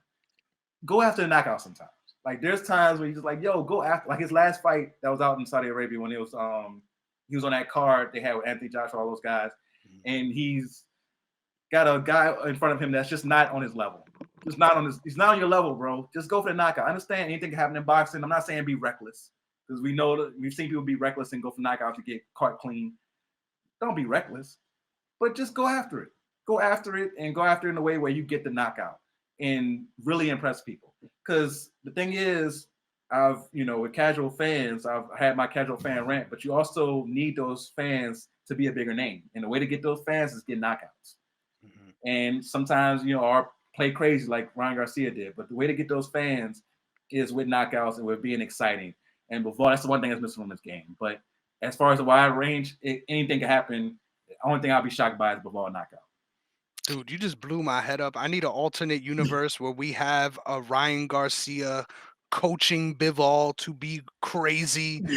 That would be top tier pay-per-view level stuff to get Bivol to be that heel that doesn't quite speak English but says these random one line. It'll be amazing. But I agree, man. I think when the fighting style doesn't bring the fans in, you got to find another angle. I don't think he's found it yet. I think he could be one of those guys in a few years that we look back and we'll be like, man, this guy was the best person in the sport and nobody gave a fuck. Like, I think that's the sad part. We talked about this earlier with the casual fan and what they like and need. It's very hard to find someone that can appreciate what he does, because ultimately it's the part of the fight that most casual fans don't enjoy watching. They don't enjoy watching the neutralizing moments and things like that. So I think no matter which way it goes, I think it's gonna, unless Beterbiev is able to really put it on Bivol, I think no matter what, this fight has some chance to disappoint just because of the hype levels and the way the styles match up. But I'm really hoping for Beterbiev to once again not be on that wrong side of 30, even though the numbers look like he is. He's almost at that 40 now. Yeah, I know. But some people age differently, right? So you never really know. They always say the last thing to go is the power. So he's still got that. Yeah. And he's gonna need the speed if he's hoping to land on somebody like Bivol. So that's the biggest key in question here, which definitely makes me lean towards Bivol as what I would imagine would be a pretty big favorite. Yeah, I'm putting my money on Bivol. And the thing is, the Bivol knockout is gonna be just, I'm gonna put like $5 on it because I know the odds are gonna be crazy for that. I'm gonna put a little $5 on that just in case it happens. Yeah, I was about to say in a fight that Bivol by decision is probably going to be minus 1,000. You got to find value somewhere. So yeah, I love that. Next up on the co-main for that fight, or who knows, they might add some other stuff in between. We've got Deontay Wilder going up against Zhang on June 1st. This is all action, two heavyweight bangers going up against each other. I'm hyped for this fight because obviously the potential for what can be there. To me, though, I'm a little worried, especially with what we just saw out of Deontay Wilder against Joseph Parker. In all honesty, we talked about Joseph Parker's ascension, but I still do feel that us living in a world where Josh Parker beat Deontay Wilder just don't sit right with me. I don't know, just based on what we know about these guys, right? But once again, respect is where respect deserves to be. I'm just a little worried about the ayahuasca second phase of Deontay Wilder's career. But how do you feel about this heavyweight matchup that sets the table for that awesome fight we have in the main? Like you said, all action. I think it's going to disappoint from that standpoint, because I truly see this being a fight of two dudes who respect each other's power. And they should. They should, because both of these guys can bang. We know Wilder has a crazy right hand. Zhang, he has power in both hands. That could be the difference, because he could jab you and knock you down. Like, Zhang has crazy power. And Zhang is the better boxer. But they're both very, very cheap when it comes to throwing punches. Like, they throw punches the way Julius from everyone that hates Chris spends money. Like they're very cheap with it. They're very frugal. They're not gonna waste any punches. So I can see rounds where we're just sitting there like, yo, y'all gonna throw a punch though? I guess Deontay Wilder won his round because he threw 2 punches. No one landed anything, but I guess I give it to him because he threw 2. There's gonna be a few rounds like that, but there's gonna be a moment or two where they land, and it's gonna be something like, oh wow, this is what we came for. And it could be 6 boring rounds. And that 7th round comes where they both land, and you're like, oh, this is all worth it. It was all worth it for this moment. I think this is gonna happen. It's gonna be a very tense buildup where you're just waiting for that one moment, and then boom, it's gonna happen. I'm going with Zhang because Zhang's the better boxer, so I can see him. If it does go to decision, he'll win by decision. If it's a knockout, I can see him winning by knockout as well because we've seen Wilder go down. We know he can be got. So I'm gonna go with Zhang to win either by knockout or decision. If I have to nail it down, I'm actually gonna go by decision because I think both guys are gonna be so scared to throw punches, but they both like get a knockdown in the fight. Whew, a competitive one, we hope. Yeah. I'm leaning towards Zhang too, and it kind of makes me sad because once again, couldn't have imagined a world where I would feel that way a couple years ago. But So, we are where we are, unfortunately. Hopefully, Wilder could turn the clock back in that one. But I love that you gave the shout to the heavyweight stinker, right? So it has to happen at some point, right? Shout out yeah. to Derek Lewis and Francis Ngannou, one of my favorite fights to watch because so it is so insane how bad of a fight it is. Like it is literally comedy. So I hope we don't end up with one of those because in that fight we didn't even get that moment where it made it worth it. It was Yeah. just quite literally these two dudes just mean mugging each other and somehow being super sweaty at the end of the fight when they didn't do shit. But hopefully that's not what we end up with this one. And then we have Daniel Dubois, which is looking like a fucking heavyweight prospect going up against Felipe Hegovic. I'm gonna be real. I'm not familiar with the game, brother. I got to do some more research to get pumped for the in and outs of this fight. But I am excited for Dubois' prospects and the improvement we've seen since him taking his own L against. Was that also Joe Joyce? Am I getting these timelines correct? So Gervich, was that Joe Joyce they lost to? No, I'm he talking lost about to Zhang. Dubois. Didn't Dubois Oh, lose to Joyce? Am I no, making no, that up? Dubois lost to Usyk. Dubois was the one who hit Ah. Usyk with the body shot, and Usyk was able to get away with it. Uh, and then he came back with the knockdown with a nasty up jab. That's what makes it so crazy about Usyk. Usyk can hit you with something that's so he knocked this man out with an up jab. But it was like he never because it was so weird the way he threw it, and the fact that he generated power on an up jab like that was so crazy. But Usyk's different. But Dubois is very good. Dubois is a very good boxer who now, because of the fact that he actually gave Usyk a fight and made it challenging, it was like, okay. Now Gervich is somebody who he didn't lose to Zhang. He should have lost to Zhang. He beat Zhang, but it was a bad decision. And now he's got to prove that he's actually one of those guys who deserves to be on the upper echelon. And if he can beat Dubois in like a sustainable fashion, something that's really like, okay, he really beat this guy in a way that's like proves that he's significantly better. I think that's something where you can see Hegovic go from that point to being somebody who's in the heavyweight conversation going forward as far as a title. Yeah, he'll definitely insert himself if he ends up winning this one. So I wasn't tripping. This fight happened. It was in 2020. Yeah. He got knocked out by Joyce. It was Oh, okay. a punch stoppage, but that was his first prospect loss. The second being this most recent one against Usyk. I knew I wasn't tripping though. I'm like, hold on, because I remember the Joseph Parker Joe Joyce fight, and then Yeah. now this one as well. I'm like, these timelines. I know I'm Then, not bugging. then I guess Joe Joyce, like something that's to be studied about that. Like my man was on a come up, like he looked like he was about to be the next dude, and then just it was over. Dude, he got old right in front of our eyes, literally. Yeah, it was crazy. And it's rare at heavyweight for guys to age that quick, but damn, Yeah, tough times. Got some good names on the resume on the way though. for sure. So shout out to Dubois. We both picking him, I would imagine, to win this one. Yeah. Next up, We got Gervonta Tank Davis going up against Frank Martin. Excited to see Frank Martin back after what it feels like an eternity, Minute. coming back with a big fight too. Um, I'm gonna give you the runway on this one because I'm fucking pumped and I'm probably gonna nerd out for a little bit. So, how you feeling about this matchup? And what weight is this at? Is this 135? I believe it's 135. I believe Okay. so. Because Frank Martin was supposed to fight Shakur Stevenson at 135 and decided not to take that fight. And everybody was like, okay, he's ducking Shakur Stevenson, which I still believe is a duck. Like, this proves the duck. Like, he ducked Shakur Stevenson because he was like, okay, I'm not going to take the risk of losing to Shakur Stevenson because Gervonta Davis is ready to fight me, and that's where the money is. I'm not saying it's not smart. It's a smart duck, but it's still a duck nonetheless. So he definitely ducked Shakur Stevenson. And Frank Martin's very slick boxer, hard to hit. And I don't know as far as his chin where it is because we haven't really seen him tested. And this has been my big criticism of Gervonta Davis. Now, Gervonta Davis's resume looks a lot better after Ryan Garcia beat Devin Haney.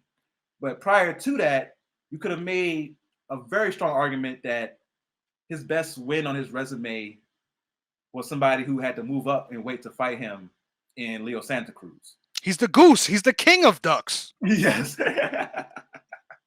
For sure. And you're like, okay, Gervonta Davis, can we get you against the best of the best? Can we get you against Haney? Can we get you against someone like Shakur Stevenson, Vasyl Lomachenko?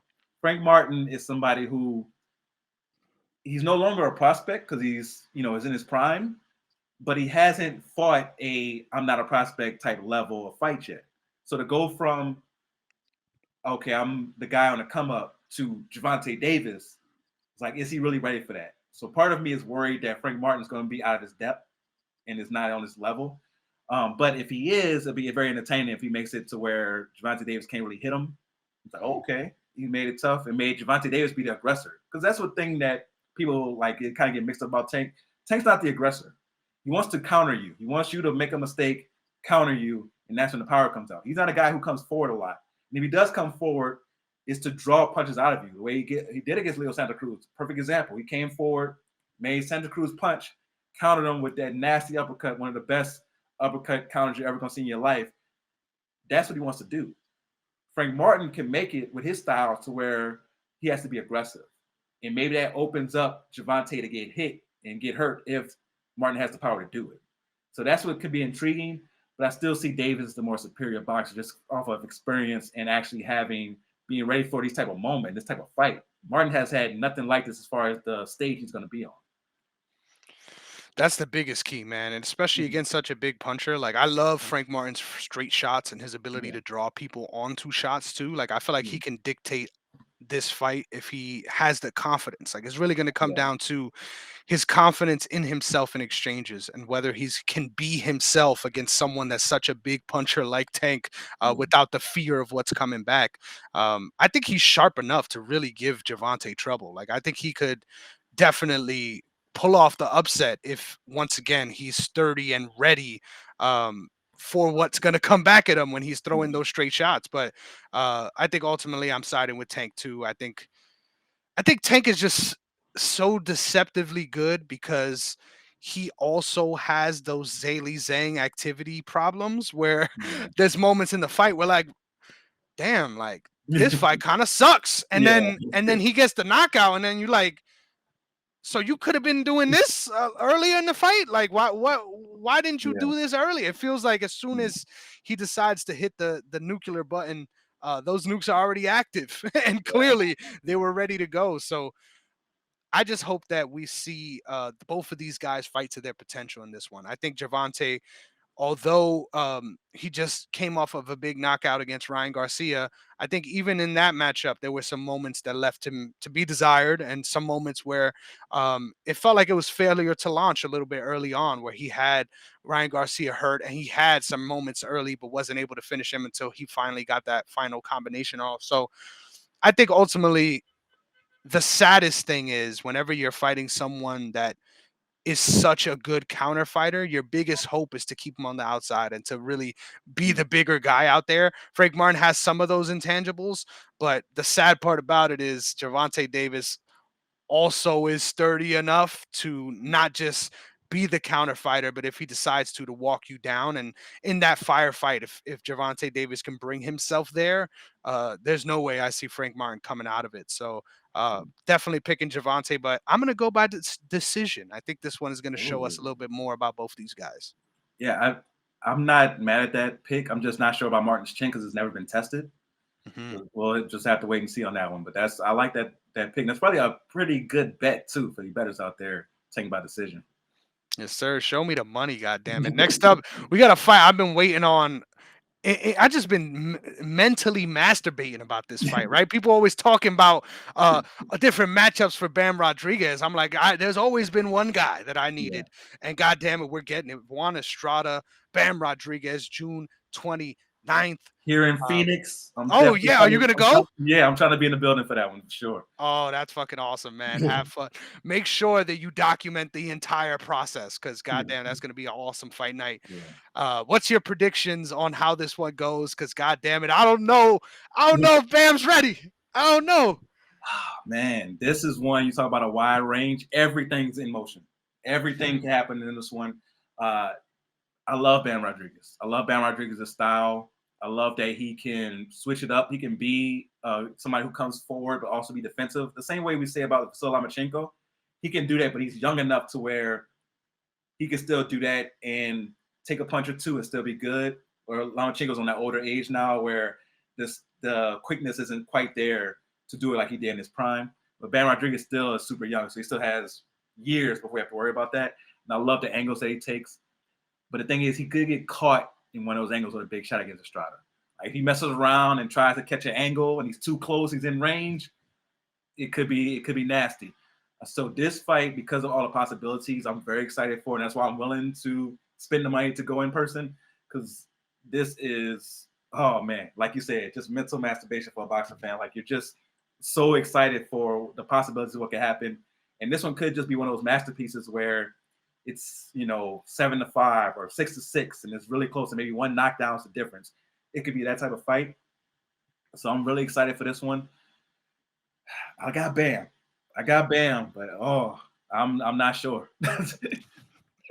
Dude, it's once again, there's a lot of Yeah, times where you're talking on this show and immediately right after you make your point, I'm like, fuck, what the fuck am I gonna say now? Because that was literally exactly what I was gonna say as far yeah, as Estrada potentially catching him on one of those angles.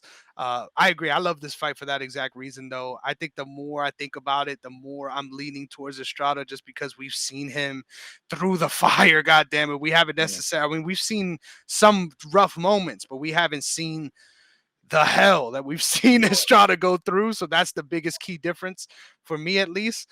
But yeah, I think ultimately the person with the more devastating power here wins the day, and I'm tending to lead toward Estrada because of that. But goddamn, ooh, this is one hell of a fight, and yeah. another one where we're gonna learn a lot about Bam, dude. Is there? Do you know about the undercard? Is there anything else of note besides the top I have billing? to look it up. I have to look up the undercard on that one because I Oof. was just so hyped for the main event. You But don't need nothing else for real. yeah, but if I'm gonna go in person, I may as well look it all up and see who else is gonna be on that card. Oh, Sonny Edwards is on the Ooh, undercard. nice. Yeah, and he's against Adrian Carell. I've only seen Carell once. Decent fighter, but it's kind of a setup for Sonny Edwards to kind of look good again and get him built back up. But that's a good fight on the undercard. So that's the two I see so far. I gotta look deeper into the undercard because I'm one of those guys. If you ever been to like a boxing event, you can literally go all day. Like Mhm. you can go like if the main event's at 7, you can go at like 12 and there's fights happening already. So you can literally go all day if you want to. Like last time I went to one, I went say the main event card started at 7.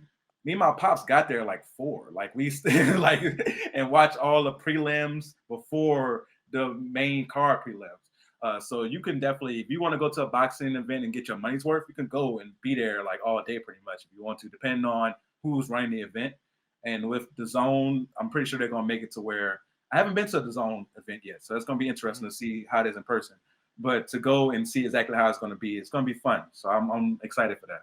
And you hear that, all you fucking casuals. It's nothing that pisses me off more than when we got a big fight and we're watching the undercard and more than half the arena hasn't even shown up yet. God Yeah. damn it. The real deal certified, baby. He's in the building already. Check his card, his stamp, motherfuckers. Next up, we got the shit show of all shit shows, baby. July 20th, 2 days Yeah. before my birthday. We've got Jake Paul, the problem child, the Disney man himself, going up against the baddest man on the planet, who is now the daddest man on the planet, Mike Tyson. Holy fuck. I wish this wasn't real, but it is. Can you explain to me why I shouldn't be sad? Because, god damn it, I am depressed. The only reason you shouldn't be sad is that the co-main event is Amanda Serrano versus Katie Taylor 2. If that wasn't on the card, there'll be no reason for me to watch this. Outside of, I'm a guy who has to make, not have to, but I make content about boxing. So it's something where I would watch just to see exactly how bad of a shit show it is. And we've talked enough boxing. You know how I feel about these type of fights. Like, I absolutely hate it. And the thing is, this is another thing about casual fans. People are so ready to say Mike Tyson's going to knock out Jake Paul as if Mike Tyson isn't 57 years old. Like, what are we talking about? This dog, when Mike Tyson fought against Evander Holyfield, you know what Jake Paul was? In his daddy's Zero. nutsack. He wasn't born yet. What are we talking about right now? Like, it pains me so much. This is going to be, because it's on Netflix, this is going to be the most watched boxing event in history. In history, the most watched boxing event in history is going to be 27-year-old Jake Paul, who's known for beating up basketball players and washed up MMA fighters more than boxers, going against washed up Mike Tyson, who hasn't had a legit boxing match in damn near 20 years. This is going to be the most watched boxing event of all time because everybody has Netflix. Everybody does. And it's not going to be extra to watch this fight. It's going to be just on Netflix. So literally, and it's in July too. So the only thing on is baseball. So you're literally going to be just like, I'll watch it. That's what's going to happen. It's like, oh, the Jake Paul thing is going on tonight. I'll watch it. Ain't nothing else on. So it's going to be the most watched boxing event in history. And what has Jake Paul done to be the face of boxing? And the face of boxing painted in clown paint is not what I want. And that's what this is right here. This is the face of boxing in a clown makeup, just ready there, and it's representing boxing in such a bad way. But again, the silver lining around this dark cloud is the fact that Katie Taylor, Amanda Serrano, is going to be on the undercard, the most watched boxing event of all time, which for women's boxing is amazing. Amazing. And this is a very good fight. I saw that it's going to be, we've talked about this before, Katie Taylor wanted the 10 rounds, 2 minutes. So that's what it's going to be because she is the person with the A side on this because she won the first fight. So I hate that part of it. I wish it was 3-minute rounds. But I get it for Katie Taylor. She's a little older, been through some wars now. So I get it on her standpoint. But that's the only silver lining. But outside of that, it's such a clown show. I hate it so much. And again, there shouldn't be, if you were in your prime before your opponent was born, you shouldn't be fighting. Like, I think that should be a rule of thumb. 100%, man. This is what athletic commissions exist for. And the fact that this is in Dallas and not in some Indian reservation out there just makes me even more depressed because how is this getting sanctioned? Like, people act like the memories are gonna go out there onto the canvas. No, brother, it's gonna be current day Mike Tyson, who, let's make this very clear, all of these hype tapes, they look amazing, right? We got Mike Tyson hitting pads. Yeah, I was about to say, we got Mike Tyson hitting pads, and then the next thing we know, he goes, ha, ha, ha, and we're a completely different angle of the gym, completely different side of this training. There's a reason for that, ladies and gentlemen. It's called movie magic, because I'm sure after 6 seconds of exchanges, Mike Tyson is hunched over looking for some of his gummies. I think this is going to be Good a gummies, by the very way. Those are dope gummies. Oh, word! I gotta try them out. I gotta Yeah, have some of myself. yeah, I they're good. haven't tried them yet. I know I saw that they were ear shaped, which Yes, they is are. amazing. Fucking awesome, spot on with the branding. But damn, just I'm ready for depression. I'm gonna be rooting for my with all my chest for Mike Tyson, but I'm expecting nothing at all. I'm expecting sadness, and which is probably why I should just throw some money on Jake Paul blindly because nothing feels better than being sad but with money in your pocket. For sure. And the thing is, I think it's going to be orchestrated to where Mike Tyson gets some moments. They're going to have those little 5-second bursts. He's going to have a few where Jake's against the ropes and he's doing this and he's going to look amazing for those 5 seconds. Hopefully it is. Because if Jake Paul goes out there with the intention of knocking out Mike Tyson, he's going to knock out Mike Tyson. And it's going to be a sad moment. It's going to be up in white barbershops all across the nation. Jake Paul standing over Mike Tyson. Like we can't allow this to happen. So we got to make sure that it's orchestrated in a way where it's very WWE like, where it's choreographed and Mike Tyson has his moments, Jake Paul has his moments, and then they do the same. They do the thing that Roy Jones and Mike Tyson did. They both get a belt. Do it that way. I do not want to see my man Mike Tyson knocked out. I've been critical, not of Mike Tyson, but I've been critical of Mike Tyson fans because they overrate him. But I don't want to see Mike Tyson knocked out. I don't want to see that. Dude, it's gonna be lined up right next to that Dale Earnhardt Senior Memorial, the saddest day in America for a certain side of the Yes, American public. But next up, our co-main event. We already spilled into it a little. We got yes, Katie Taylor, Amanda Serrano 2. I'm so excited for this fight because I can't wait to see the Jays, of course. But yes. mostly because this was a rematch that I thought also should have been made Oh, immediately. for sure. Yes, And we get more lore in between, right? Katie Taylor went and unified some belts in a weight class she probably shouldn't have been fighting in. yes, Shout out to that. That was an awesome comeback fight, one that we spoke about that we were really shocked by. So yes, great on Katie for being able to fully complete that arc, despite maybe deserving of a trilogy as well. But we'll yeah, talk about that later. yes. Um, I think the fact that both of these ladies are coming off of good momentum and find themselves in great places for this rematch is super exciting. I agree with you, though. It sucks that this is 10-2s. I get it once again for Katie, but just feels like, once again, why do you hate the sport of boxing, right? Why do you want women to be viewed differently than Yeah, men? This would have been a big thing for the sport if she would have been willing to take that because yeah. it's one 12 thing when threes would it's, have been major. I'm sorry, what was that? Said 12 threes would have been major. Yeah, man, especially for this fight specifically. The fact that there was the controversy in the first fight Yeah, and why it was controversial was because it felt like she was getting the better towards her as the endings of the rounds came. So, yeah, really wanted to see that play out, especially once we saw that moment of progression for women's boxing. I think if there's anything that Jake Paul deserves credit for, which is not much, it is the fact that he's been able to elevate women's boxing through Amanda Serrano and her endeavors, and I would have loved to see that progression here. Unfortunately, we don't get it. But I think the story of this fight and the legacy for both of these women is huge. Can't wait. I'm going to be 100% rooting for Serrano. But honestly, my heart says Katie Taylor, and that hurts to let out of yeah. my esophagus. But who you picking in this co-main? Oh man, this is a tough one to pick because we've had the time in between, and I feel like Katie Taylor has taken even more punishment and even more tread that's come off the tires for Katie Taylor. Serrano's also not, in her prime anymore. Like you have two fighters who are past their prime, but Serrano, you could say is kind of still on the edge of her prime, maybe. Katie Taylor's definitely not there. So because of that, I can see Serrano winning, but Katie Taylor is the boxer. And one of my rules of thumb in boxing is in the rematch, you go with the better boxer. And Katie Taylor, I can see there's going to be moments where Serrano hurts Taylor, like just like in the first fight.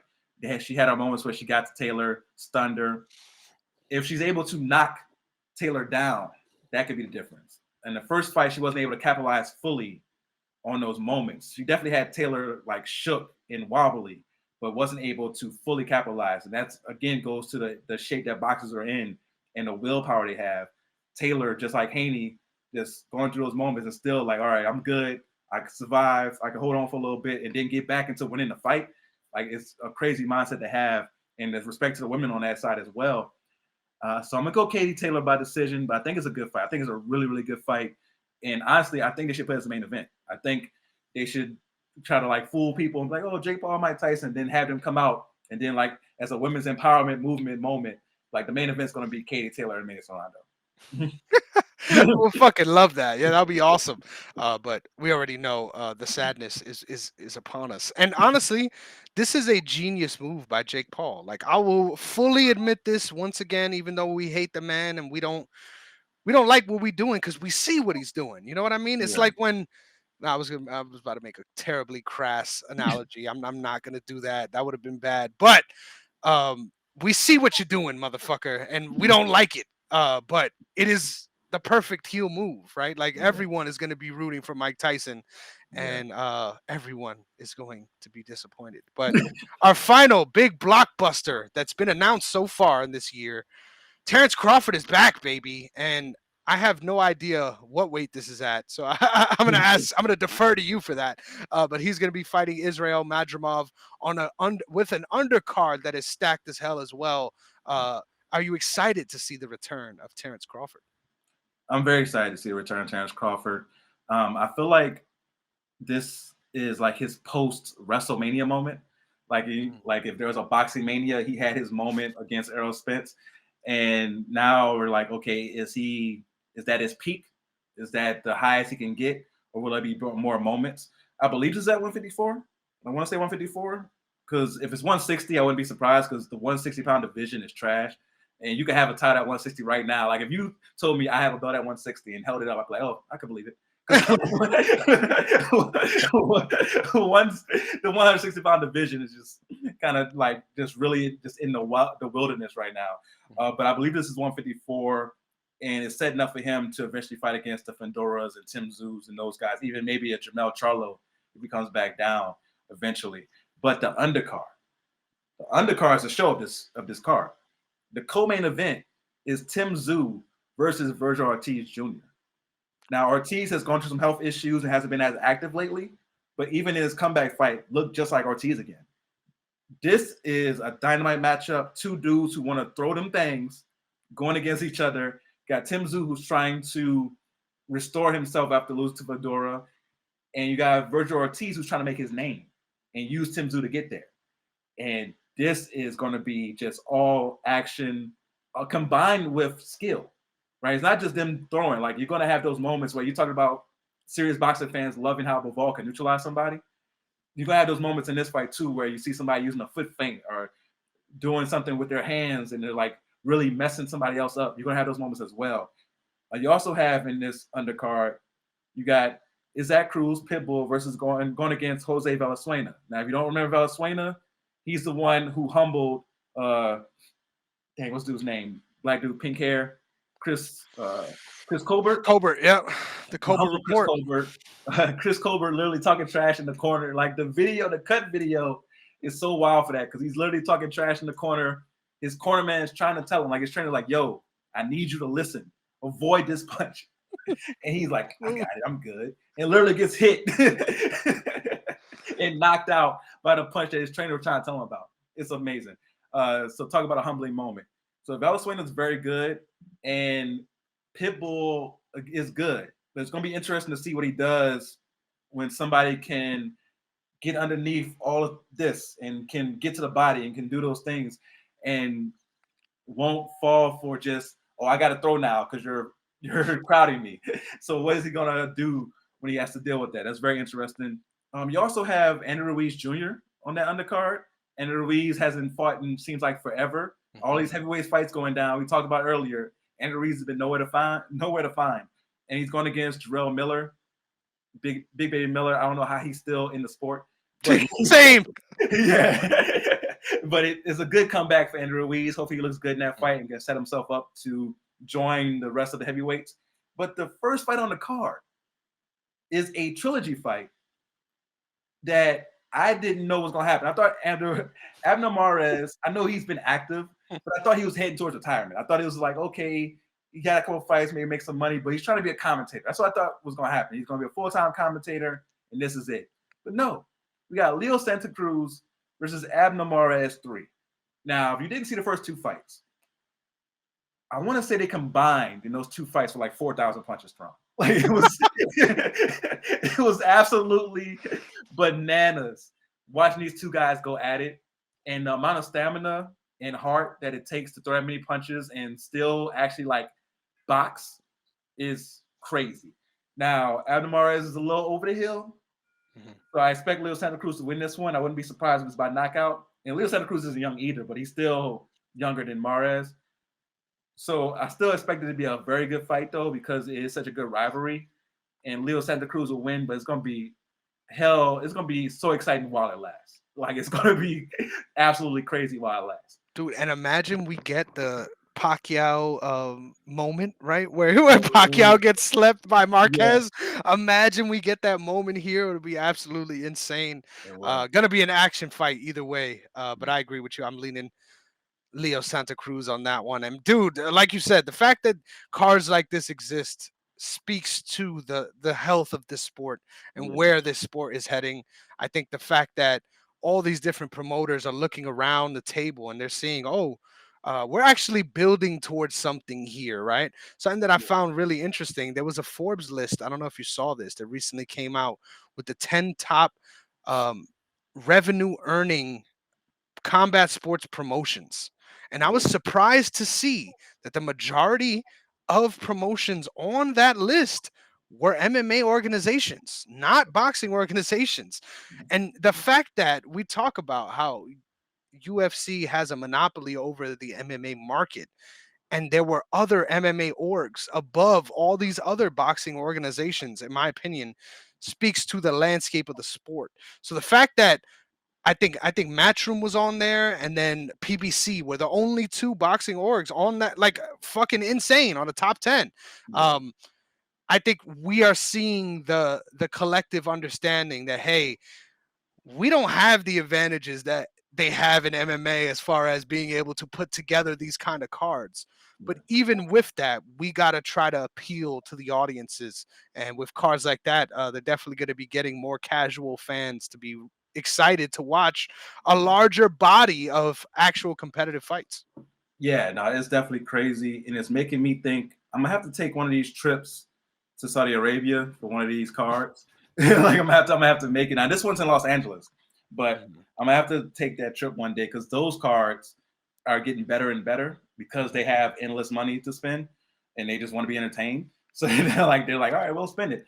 And I'm gonna have to make one of those trips one day. I'm gonna have to. I don't know how long that flight is though, but I'm gonna have to make one of those trips. Oh, it's fucking long. You're gonna be on that flight for like 18 hours.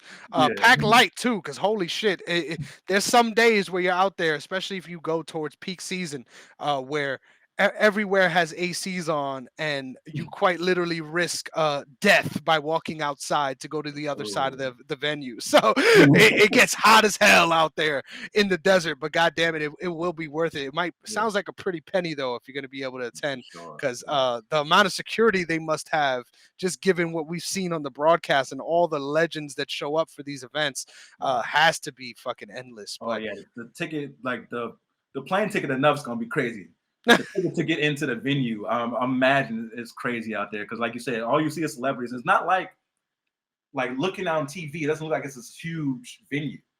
Like Mhm. it looks like it's more like just intimate. And it's like okay, only these people can show up. So I'm not on that level yet, for sure. Like to get invited, but hopefully, but hopefully you could be like somebody who can score one of the last tickets that's there and get in. Because there was this show that me and my wife were watching called The Gentleman on Netflix, Mhm. and part of the story is that one of the characters is a boxer and is over in London, Mhm. and they paint it as if over in London they have like these secret boxing events where it's literally like in a restaurant and it's just all just you in the restaurant chilling watching by. I'm like, yo, this is my dream. Like, what is like why don't they have this here?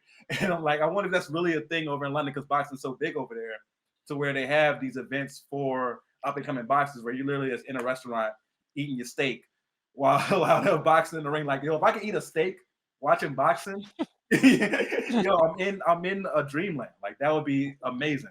So that's what I picture going to Saudi Arabia. I picture like you're in a small venue. They bring around good food. You can have a steak. You can have a lack of ram, a lack of ram, like a, what I say. And I smiled through it. I like a ram. I know exactly what you meant, though. A rack of lamb. You can have a rack of lamb, and you can have something like that and watch a boxing match. Like that's my dream to have that intimate type of thing. Now, of course, you need the bigger venues to make the money that the boxers deserve. But every once in a while, if you have somebody who's willing to put that money out there and pay-per-views going to make up for it, we can have those smaller venues and we could go ahead and take advantage of like that because I would love Hell yeah, that sounds fucking awesome. that. And it reminded me of the cultures in Thailand too, as far as watching these Thai fights, where they'll literally just be at like a very much so a casino environment. Everyone's just Yeah. throwing side bets, waiting for the actual fight to commence, just smoking cigarettes while watching Yeah. the middle of two guys trying to have a fist fight. Yeah. But yeah, an environment like that will definitely be phenomenal. This card on August 3rd looks fucking phenomenal. Yes. And who is promoting this? May I ask? Because I have no idea. So it doesn't like on the thing that I watch, it just says pay-per-view. Mm-hmm. So Okay. on the schedule I'm looking at, everything else has like who it is, and this one just says pay-per-view. So I don't Interesting. know if this one is the Saudi Arabia money coming in, but if it was, I would imagine it'd be over there. So I don't Exactly. know who this is. Now a lot of the fighters are PBC, so I'm guessing it's PBC, Hmm. but Might be the last one, right? I think this was the last. I think he might have had one fight left, if I wasn't mistaken. So holy shit, yeah, they're going big time for this one. yeah, they're like if Terrence is going to just walk out of his contract, it makes sense Yeah. to get this big money on his way out. But yeah, that card is bananas. That's bananas. Like that's one now I might try to be like, babe, you want to go to LA for the weekend? Like I might. I would love to take. I mean, there's just a couple spots I've been trying to take you. Yeah, Meanwhile, yeah, that'd be awesome if you could find your way to that, man. yeah, I need to get my fix too. I'm a little disappointed in myself that I didn't go see Devin Garcia. Devin Garcia. Look, we're doing it. It's that point of the show. God damn yeah. it. We're 2 hours deep talking about all things boxing. We're gonna lose some of our own constitution. God damn it. Like I was about to say, listen, we're lost here. I was gonna say, like Frank Martin. Meanwhile, I'm thinking about Luis Ortiz getting concussed. We're a little concussed right now. Okay, we're dealing, but we're still fighting through for all of you. Yes, So yeah, I think it just really speaks to the year that 2024 is gonna be. That for we're sure. creeping up on May, and we have all these awesome fights to look forward to in the next 3 months. And then before we know it, there could be even more awesome fights announced for the rest of the year. So Yeah. I'm sure we're gonna end up right back here before things are all said and done, looking back at all these awesome fights because goddamn, there's a lot that are worthy for singular episodes. So shit, listen. I know you people are gonna love this episode. Send some fucking cash this way so I can make sure that we keep getting the real deal on the show, goddamn it. Because in a few months, you heard the guy. I'm not even gonna be able to hear from him. I'm gonna be trying to text him. I ain't even gonna get an answer back. But just once again, speaks to the level. Really excited to look back on all these fights. But we're not done yet, baby. We show off on this show more than anything our range. Because god damn it, I graduated from Fordham University. There's no lacks of RAM on this side. So we're moving on to the NBA, god damn it. We got our NBA playoff picture already all figured out. Our games have all commenced in all the different series. So the bold predictions aren't going to be as bold as they might have been a few days ago. But I think it'll be fun to just kind of look around the league and have some thoughts and go back and forth. So the first one that I immediately thought of, that I was looking at the landscape and I was like, you know what? Just by how in character it would be for this team, I have to put it on this list. The Jimmy Butler-less Heat are going to find a way to push this series past game 6. So that Wow. means we're going to game 7, baby. I'm not confident in this, right? I even when I wrote it down the first time, I was like, I think I'm gonna leave it at 6 games. Let's leave it Yeah. at 6. No, fuck it. I'm letting the nuts hang, baby. We're going. They're gonna make this a 7-game series. I don't know what it is about this Miami Celtics matchup, but I just think Eric Spoelstra does something where he sets those guys in that quasi zone. Uh, that we see Tatum look over at Missoula, just fucking losing it a little bit. He's been a little bit more consistent, but to see them lose by 10 in their last matchup at home really solidified my thoughts that were already in pavement. I'm excited for this series despite not having Jimmy Butler. I think there's just so many guys on that Heat team that could step up for them to make this interesting. And we always talk about, as far as the NFL side of things, liking when teams go RB by committee, right? You got these different bodies that do different things. Miami Heat is basketball by committee. We're gonna ride the hot hand, and no matter what, we're gonna find them on the night. And I think, regardless of them being overmatched, they're gonna play up to their potential in this series and push the Celtics, even if they end up losing. What's your first bold prediction, and how you feel about that one? Is that still bold, or is the timing bad? I swear I had this written out a couple days ago. Nah, it's still bold for sure because a lot of people will be like, all right, they got their one game.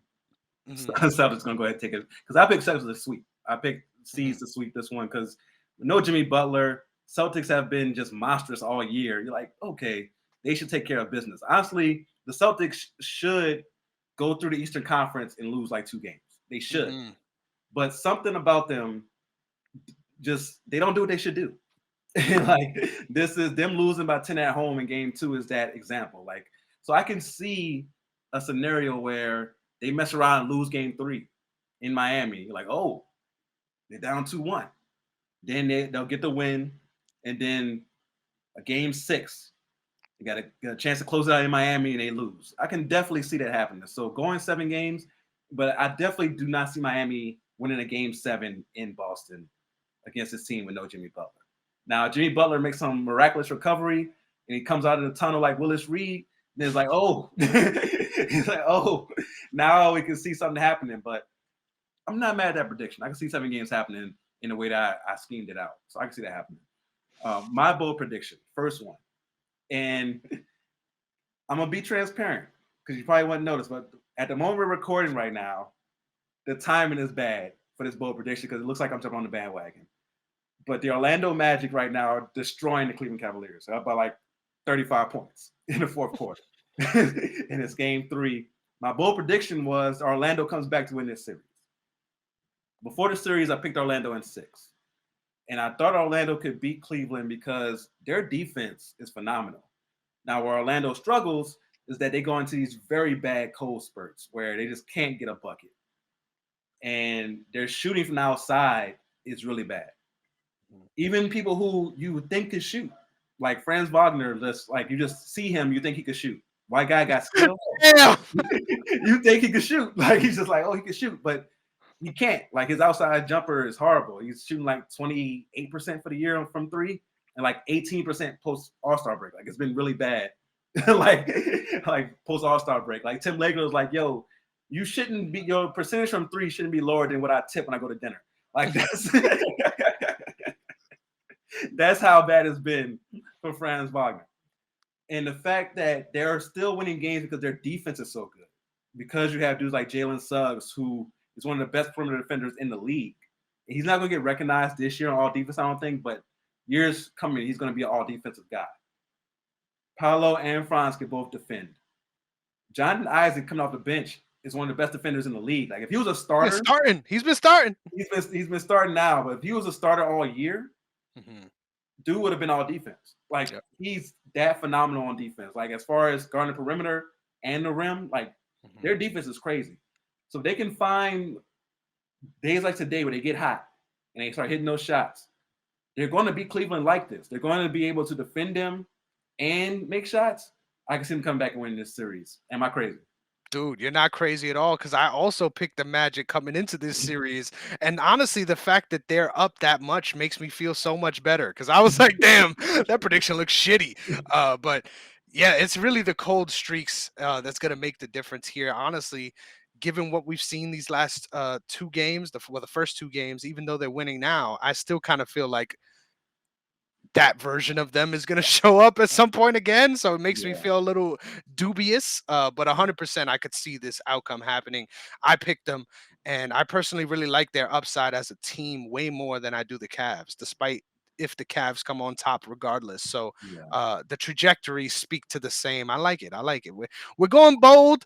A lot of people will disagree with us, and a lot of the pundits have been, oh, clearly the best player in this series is Donovan Mitchell, so it doesn't matter. They're going to be winning in 5. Like I saw a lot of that, Mm, but I was steadfast in picking them because of what you said. Defensively, they're super gritty, and I think what they're they're not facing an offense that's such a difference maker that you fear that they can't get the best out of themselves. mm. Which in a 7-game series, man, it's you got to get the best out of yourself every game night if you're going to have a chance. So I'm looking forward to seeing how the rest of this one plays out. My next bold prediction. So this one is looking very bad now. I'm not gonna lie. I was really confident in this one, but now it's not exactly as hyped up. But my second bold prediction was that the Dallas Mavericks are going to look dominant against the Clippers. And right now, they're not looking so dominant, right? They just won their second game after honestly having a very tough night for both teams. Felt like they were lids Yeah, on the basket. It was really hard for them to score, even though it didn't really feel like the defense was the culprit. But yeah, a very low scoring, gritty game in game 2 got Dallas back to 1-1. I think regardless of Kawhi being back, I just feel like the Clips are a step short when it comes to this matchup. I think obviously Zubac has a good matchup and starts to sway things in their favor when he's really rolling.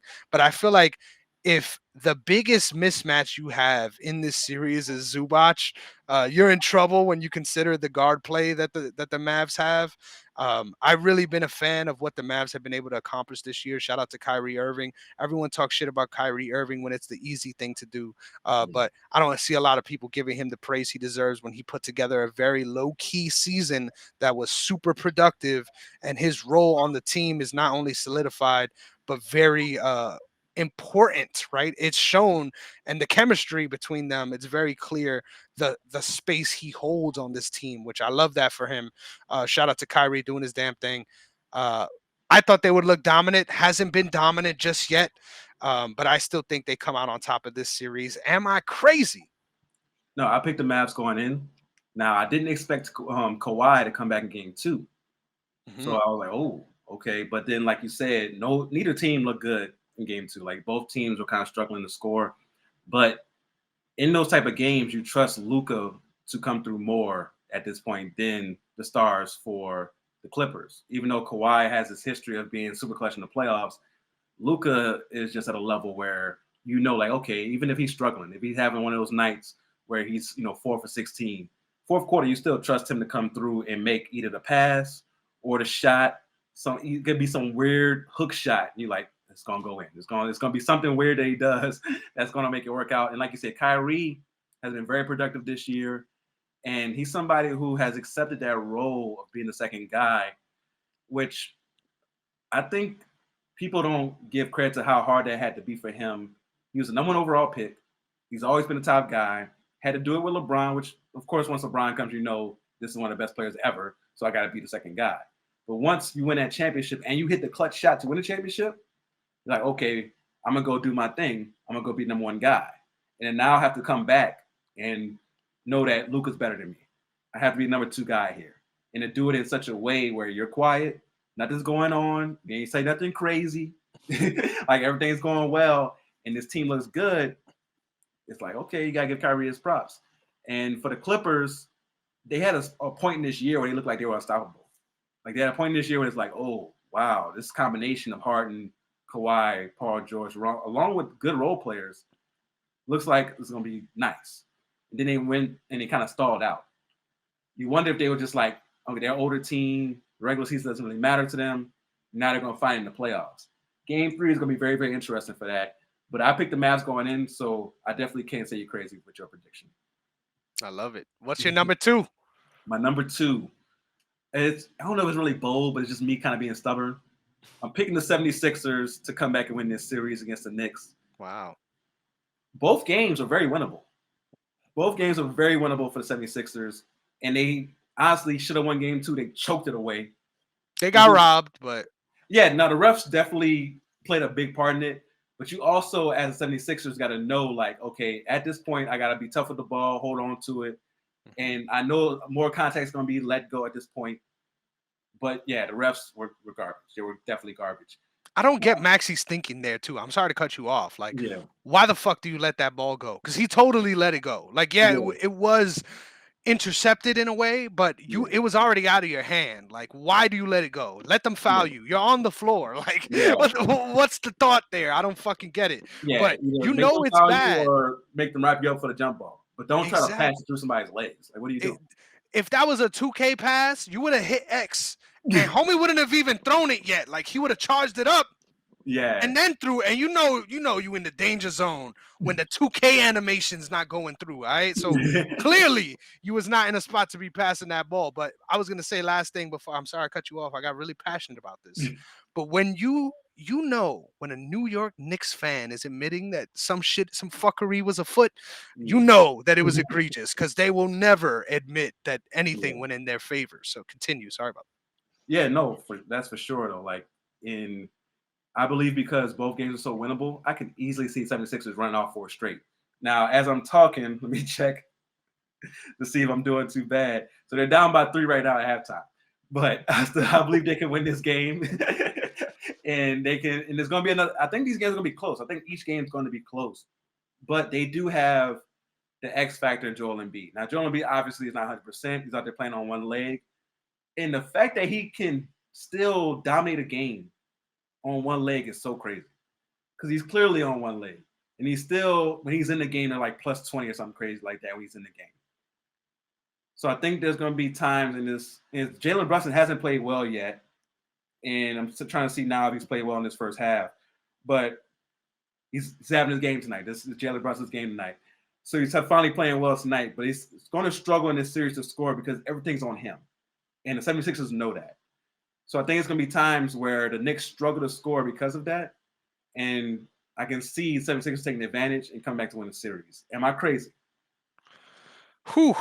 Honestly, I don't think you're crazy, but it's not looking good. I'm not gonna lie, they whipping your ass right now. But honestly, I did think that this series would be very competitive, Yeah, all things considered, especially when you consider the injuries.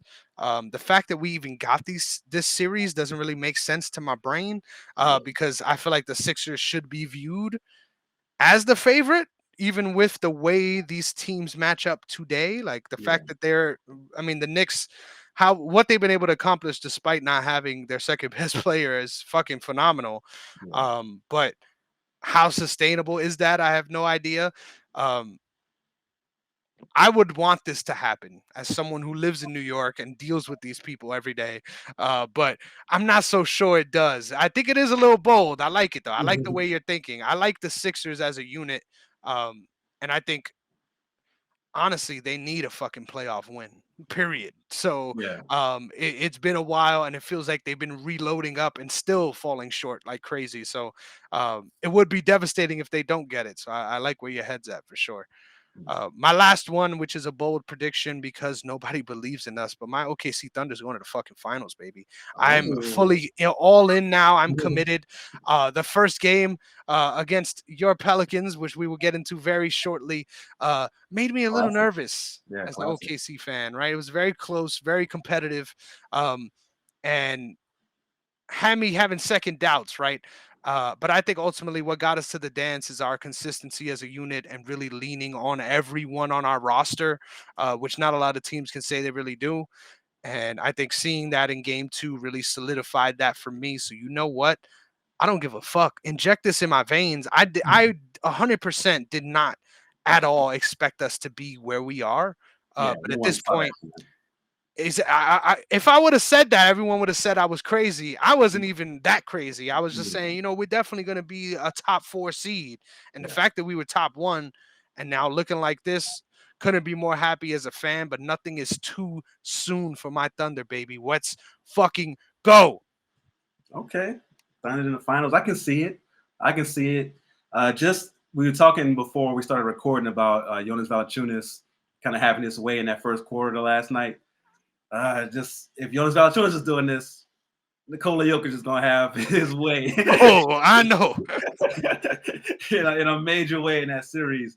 So that's what I'll be most worried about. But you guys do have the talent, especially offensively, to throw off Denver in a way to where you could win. And Denver still has to deal with Minnesota. Hmm. So that's something that could work out in you guys' favor as well because they'll have a tough series. And you guys will have to deal with the winner of Mavs Clippers, which that's going to be an interesting series. If it is the Mavs, that's going to be very, very interesting because you'll have the battle of the point guards who don't go fast. And Luka going at it. That one would be very, very interesting. So I'm not mad at that bold prediction. I do have to say I still got Denver, but definitely not mad at it. I like it. Now your third one. My third one goes beyond the playoffs. Ooh. So my third one is this is the last of the Phoenix Suns that we'll see like this. The Phoenix Suns are going to have to blow it up, do something, because the way the series is going right now with the Timberwolves, they could get swept. Game 2, they lost by a significant portion. It wasn't close. Anthony Edwards and Karl-Anthony Towns each scored under 20 points. They both had bad games. Karl-Anthony Towns, I was joking about him because he got 3 fouls in the first quarter of that game. And they still found a way to lose and not be close. Like, with KD, Devin Booker, and Bradley Beal on the team, I understand that Timberwolves are a great defensive team. Great defensive team. But there's no way with Anthony Edwards, I believe he scored 18 in that game, Cat scoring 12. There's no way you should be losing in a significant way like that. I understand they're in Minnesota, and things might change when they come to Phoenix, but I don't see this series changing. The thing is, I picked Phoenix to win the series because in the regular season, Phoenix destroyed Minnesota. So I'm thinking, oh, it's a bad matchup. Minnesota's good, but sometimes you just run into that bad matchup. Like the year the Pelicans swept the Blazers in the playoffs. The Blazers were the 3 seed. They were a much better regular season team, but it was just a bad matchup because they didn't have the size deal Anthony Davis, and we had the guards that could slow down Damian Lillard and CJ McCollum that year. But that was the year we had Rondo and Drew Holiday. So it was just a bad matchup. I thought this was that same type of way where it was just a bad matchup. But I was clearly wrong.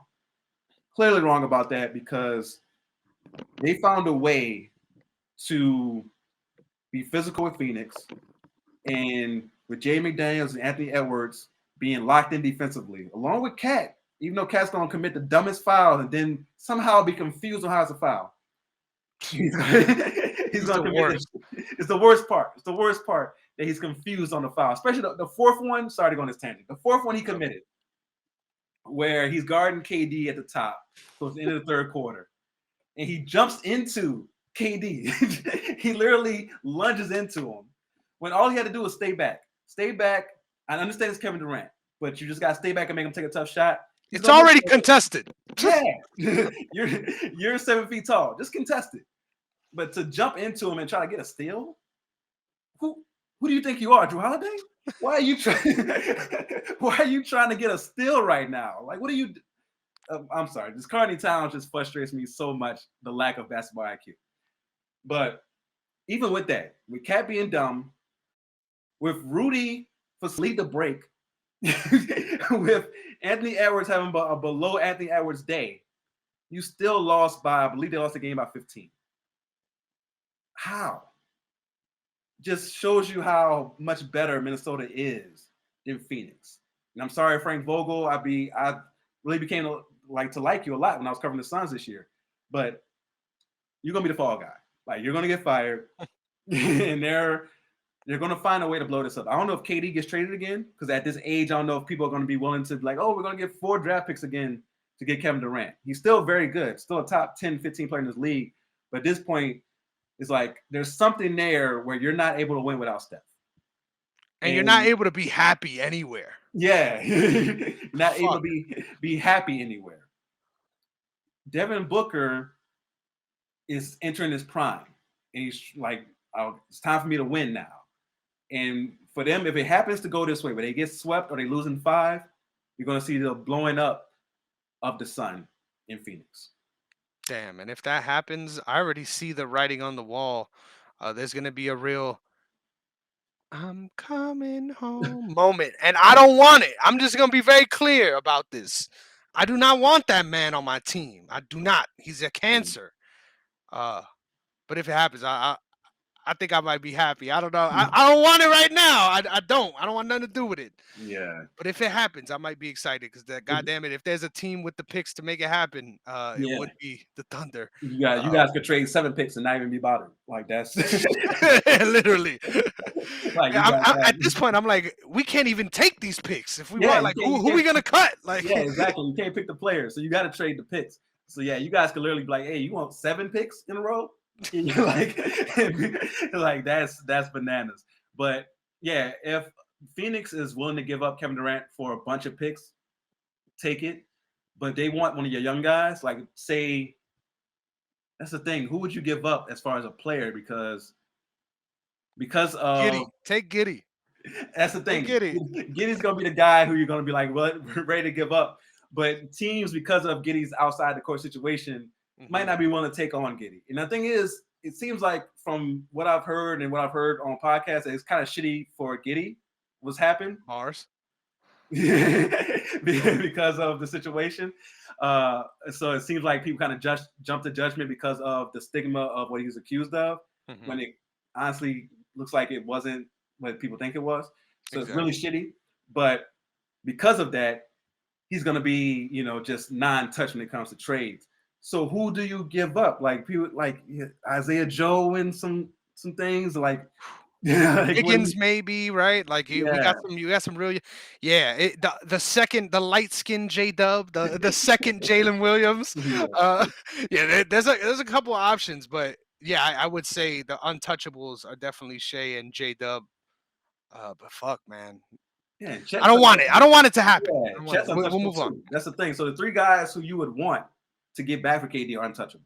Exactly. Yeah. So I don't understand how they would do it, but I definitely can see the writing on the wall. He's been kind of sharing Chet stuff and doing commercials with him, fucking hyping his own kicks with Chet. Like, how is this even happening? Yeah. So there's been some writing on the wall, and we know KD to be a guy once the situation goes sour to be okay. I'm ready to get out of here. So I can see him like trying to say, "Oh, I want to close out my career where I started it and have that I'm coming home moment." I could definitely see that. Bro, imagine we win the chip, and then like there's talks that he wanted this, and then we just dub him. Like that would be chef's kiss, a real moment. But I love that prediction. Honestly, I think you would know that situation more intimately than most people would. And the writing is definitely on the wall, even without that inside knowledge. So I could only imagine what's really conjuring up these feelings in you. But 100%, yeah, the Phoenix Suns have been a disaster that I definitely didn't anticipate at all. I really thought, I mean, they're still competitive. It's the West. Everyone had a good record this year. Like, let's just be real. Like the Golden State Warriors would have been like the 4 seed in the East.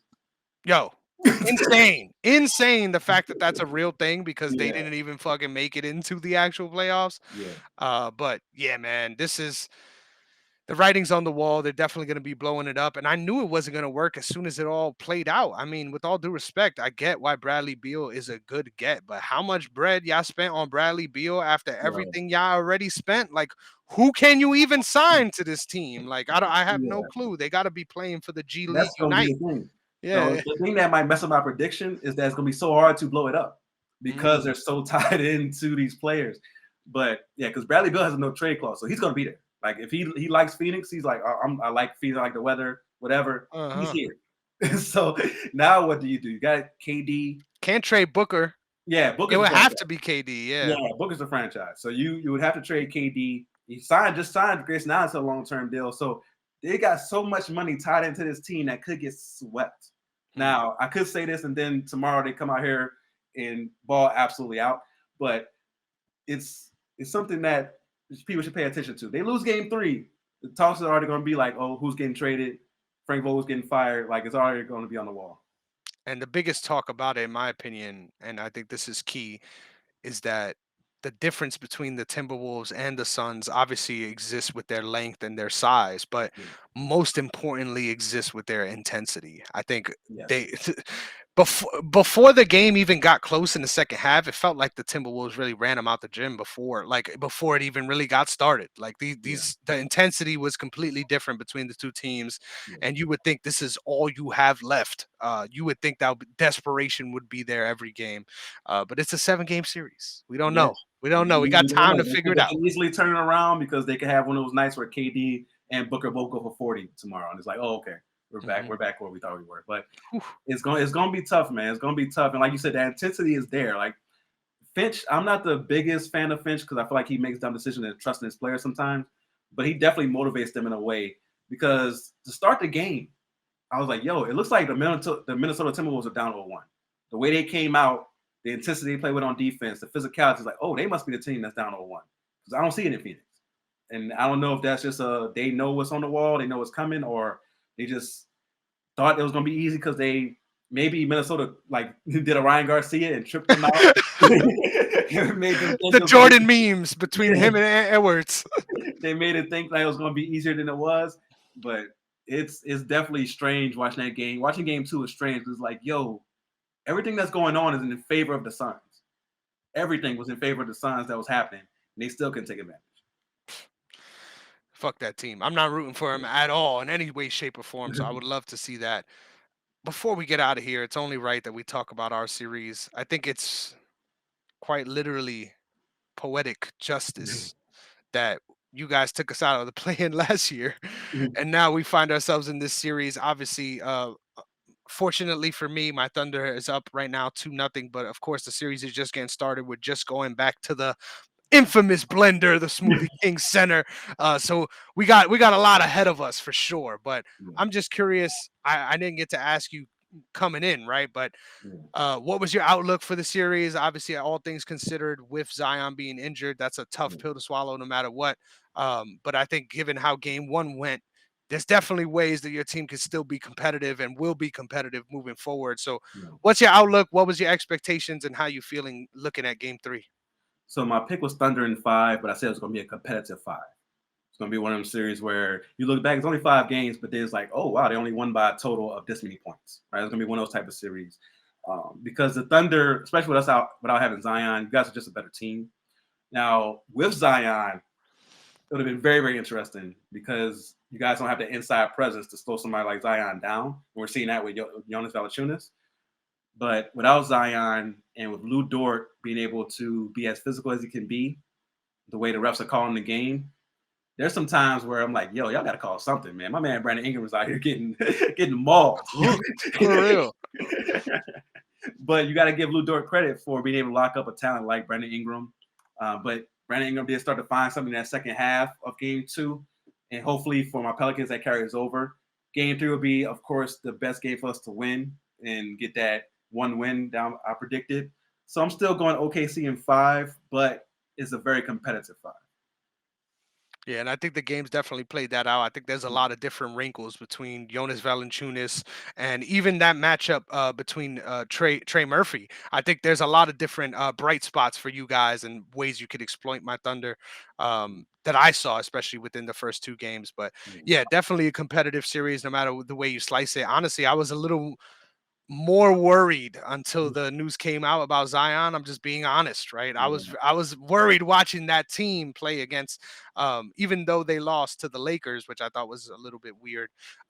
Seeing that the way they bounced back in that final game against the Kings, I was like, damn, this is looking scary. And then Yeah. obviously the unfortunate news came out. But once again, the storyline is crazy how we ended up here this season. Um, but I got to get my lick back, man. I'm looking forward to this. I think we're definitely gonna win this series. I'm gonna say in six, just because I still, eh, even though I love every ounce of it, I feel like my trust is not warranted at this point. I got to see a little bit more. So I'm gonna say in 6 games, but Lord knows we will find out very soon, and I'm super excited about that. But we've been here for 2 hours and 22 minutes, and we've only touched on 2 sports. So it's only right before we get out of here, we touch on our third. Today, as we record right now, we have the NFL draft playing out right before our eyes. And the crazy part about it is none of us know what's going on. So I'm going to give you a brief rundown. Obviously, this is going to come out tomorrow, so this might be a little bit dated, but I think it'll be cool for us to still drop one quick prediction on what we see for the rest of the draft, because I already saw one big surprise that had my jaw dropped. Right now, the draft looks as follows. Caleb Williams went first overall, followed by Jaden Daniels, followed by Drake May to the Patriots. Then we had Marvin Harrison Jr. to the Cardinals, Joe Alt, the tackle out of Notre Dame, going to the Chargers. No trade there. I was surprised to see that. Malik Neighbors going to the Giants. We saw that one coming. Yeah. JC Latham to the Titans, which is a sneaky good pick for those guys. I don't know why I saw Mox with a wide receiver going there. I'm like, bro, relax. Look at the roster. Yeah. But this was the big surprise for me at number 8. The Atlanta Falcons select Michael Penix Jr. Holy shit, becoming the fourth quarterback off the board, despite JJ McCarthy getting all the hype the Yeah. last couple of months. It felt like, and now Minnesota's on the clock. So that Minnesota traded with the Jets. They did a swap, and I'm sure there was some other collateral involved there. But obviously, we spoke about what picks we saw already. Any big shocks for you so far up to this point, and any interesting things you look forward to in the rest of the draft tonight? Tonight, I'm looking forward to seeing how many wide receivers go in the first round. This is a very deep wide receiver draft. They were saying that we could see like as much as 10, 11 guys go in the first 2, which is nuts to even think one position can do that. But this is a very deep wide receiver draft. With the quarterbacks, man, I I hate that every year they do this. Every year there's some guy who wasn't that good in college who they hype up like, oh, this guy is gonna creep up the board and he's gonna be top 5. Now the thing is, now with the Vikings on the clock, we could see JJ pick now because the Vikings do need a quarterback, but it's something where, we saw him hand the ball off in college and be a leadership guy. That doesn't work in the NFL. We don't need you to be a leader. We need you to throw that rock. We need you to be able to sling that rock and make tough throws in tight pockets. Can you do that on a consistent basis, especially if our running game isn't working? We need you to throw the ball 35, 40 times. Can you do that? And I don't know if he can do that because we didn't see it in college. So it's going to be interesting to see where he goes. For my Saints, we're at 14. Probably going to pick a tackle. This sad because we just picked a tackle a couple years ago who didn't work out. So this is it's kind of a reminder of a bust that we have on the roster for at least for another couple more years that we're going to get a tackle. But this is going to be very interesting to see what quarterbacks still go because you still got the dude who went to Auburn and went to Oregon. It seemed like he played in college forever. Bo Nix. Oh, Nix, yep. Yeah, he was a career college player. Mm-hmm. Like, did he play like 5-6 years? Like, how long was he? 5 years. So did Jaden Daniels. There's a lot of guys that were in there for a while, for sure. Yeah, like the COVID years, like it's even worse than basketball. Like I covered Arizona State for a little bit. Like hearing some of the college basketball ages, you're like, yo, like you done graduated twice, motherfucker. What are you talking about? You literally got dudes out there working on their PhD. Like we need to stop it. But it's something where because we've seen these dudes for so long, you've seen both flaws and what they can do at their best. So it has people like maybe overthinking things. And when you have those players who you only saw for a year or two, you have mistakes as well with the Trey Lances and the Mitchell Trubisky's, people like that. So it works both ways. So it's going to be very interesting to see what quarterbacks go where and how many wide receivers actually go. Because that's going to be the real thing in this draft is the wide receivers and how many are really, really good. And there's even like Jerry Rice's son is projected to be a second-round pick. Like that's how deep this draft is. Yeah, man. And I'm fucking hooked. I don't know if I think I have talked to you about my dynasty escapades, but I've never been more involved in any draft more than the NFL draft the last 2 years. It has paid off for me. I did draft Puka Nacua in the 3rd round, just gotta say. The deep dives they're paying off. But god damn it, I got a lot of picks invested, and in one of my leagues I have 4 first round picks in the rookie draft. So there's a lot riding on this fucking weekend for me. All right. So I got a lot to look forward to. Obviously, I'm looking at my team too to see what needs we could fill up, whether it be corner or potentially even another wide receiver. I would love to see that. So there's a lot of different. I never got to ask you what your thoughts on Derrick Henry. Oh man, fucking love it. I honestly, I'm gonna be real. My real hope was Saquon. Like I wanted that long term, more so situation. But I love Derrick Henry as a player. I think obviously he hasn't really shown that he's slowing down, but every year he's projected to be slowing down, right? Yeah, like Um, eventually it's gonna happen, but I feel like you guys are in a perfect position to increase his longevity. I was about Becau to say that. Yeah, I think Yeah. between Keaton Mitchell coming back and all the other young guys that we have, we always do what I said early in the show. We got to get RB by committee, baby. Between all the different players we have on top of Lamar Jackson, we spread that ball around in that way. So I think his longevity is really going to come towards the playoffs where we really see his true value to this team, where when things get a little sticky and stuff starts to stall, he could really be that guy to open the lid for us. So I love that play. And honestly, I thought the writing was on the wall that OBJ wasn't going to come back. Just so much cap to be spending on someone that had not as much production. So I knew that money had to go somewhere. Didn't expect the Henry meetup though, man. So I'm pumped. It isn't a long term thing, as I said. But if you could get him on that price for only 2 years, like it's a great addition, and honestly, the best running back we've had in probably since Ray Rice. So, Yeah. in a good spot in that way. Thank you for letting me geek a little. God damn it. But yeah, we got a lot to look forward to. I think Bo Nix is probably going to end up with the Broncos. We just got JJ McCarthy to Yeah, Minnesota, so Minnesota, yeah. a lot of cool stuff happening right now. But another Honestly, thing the I'm looking Jets should forward take a to. quarter the Jets should take a quarterback. Yeah, ooh, that would be great. Yeah, Yeah. definitely. At this Mhm. point, they could still get Bo Nix and sneak it from Denver, which I know they Yeah. would be depressed That would because be very petty of them to do, but they could get them to them for a year. Like that would be a smart move. exactly. Yeah, literally get the lick back for Nathaniel Hackett. We love to Yeah. see it. I think that's a storyline. Why not? Fuck Yeah. it, make it happen. But I love the draft. Can't wait to see how else it plays out. But once again, Damien, we could do this for 16 hours and it would feel like 30 minutes. This was Yeah. fucking phenomenal. I can't believe it's been 2.5. Thank you so much for sitting here. The MVPs really are our fucking chairs right now. To be sitting here for 2.5 hours. Couldn't be more grateful to have you on the show and your knowledge. You definitely shine through, man. So thank you so much.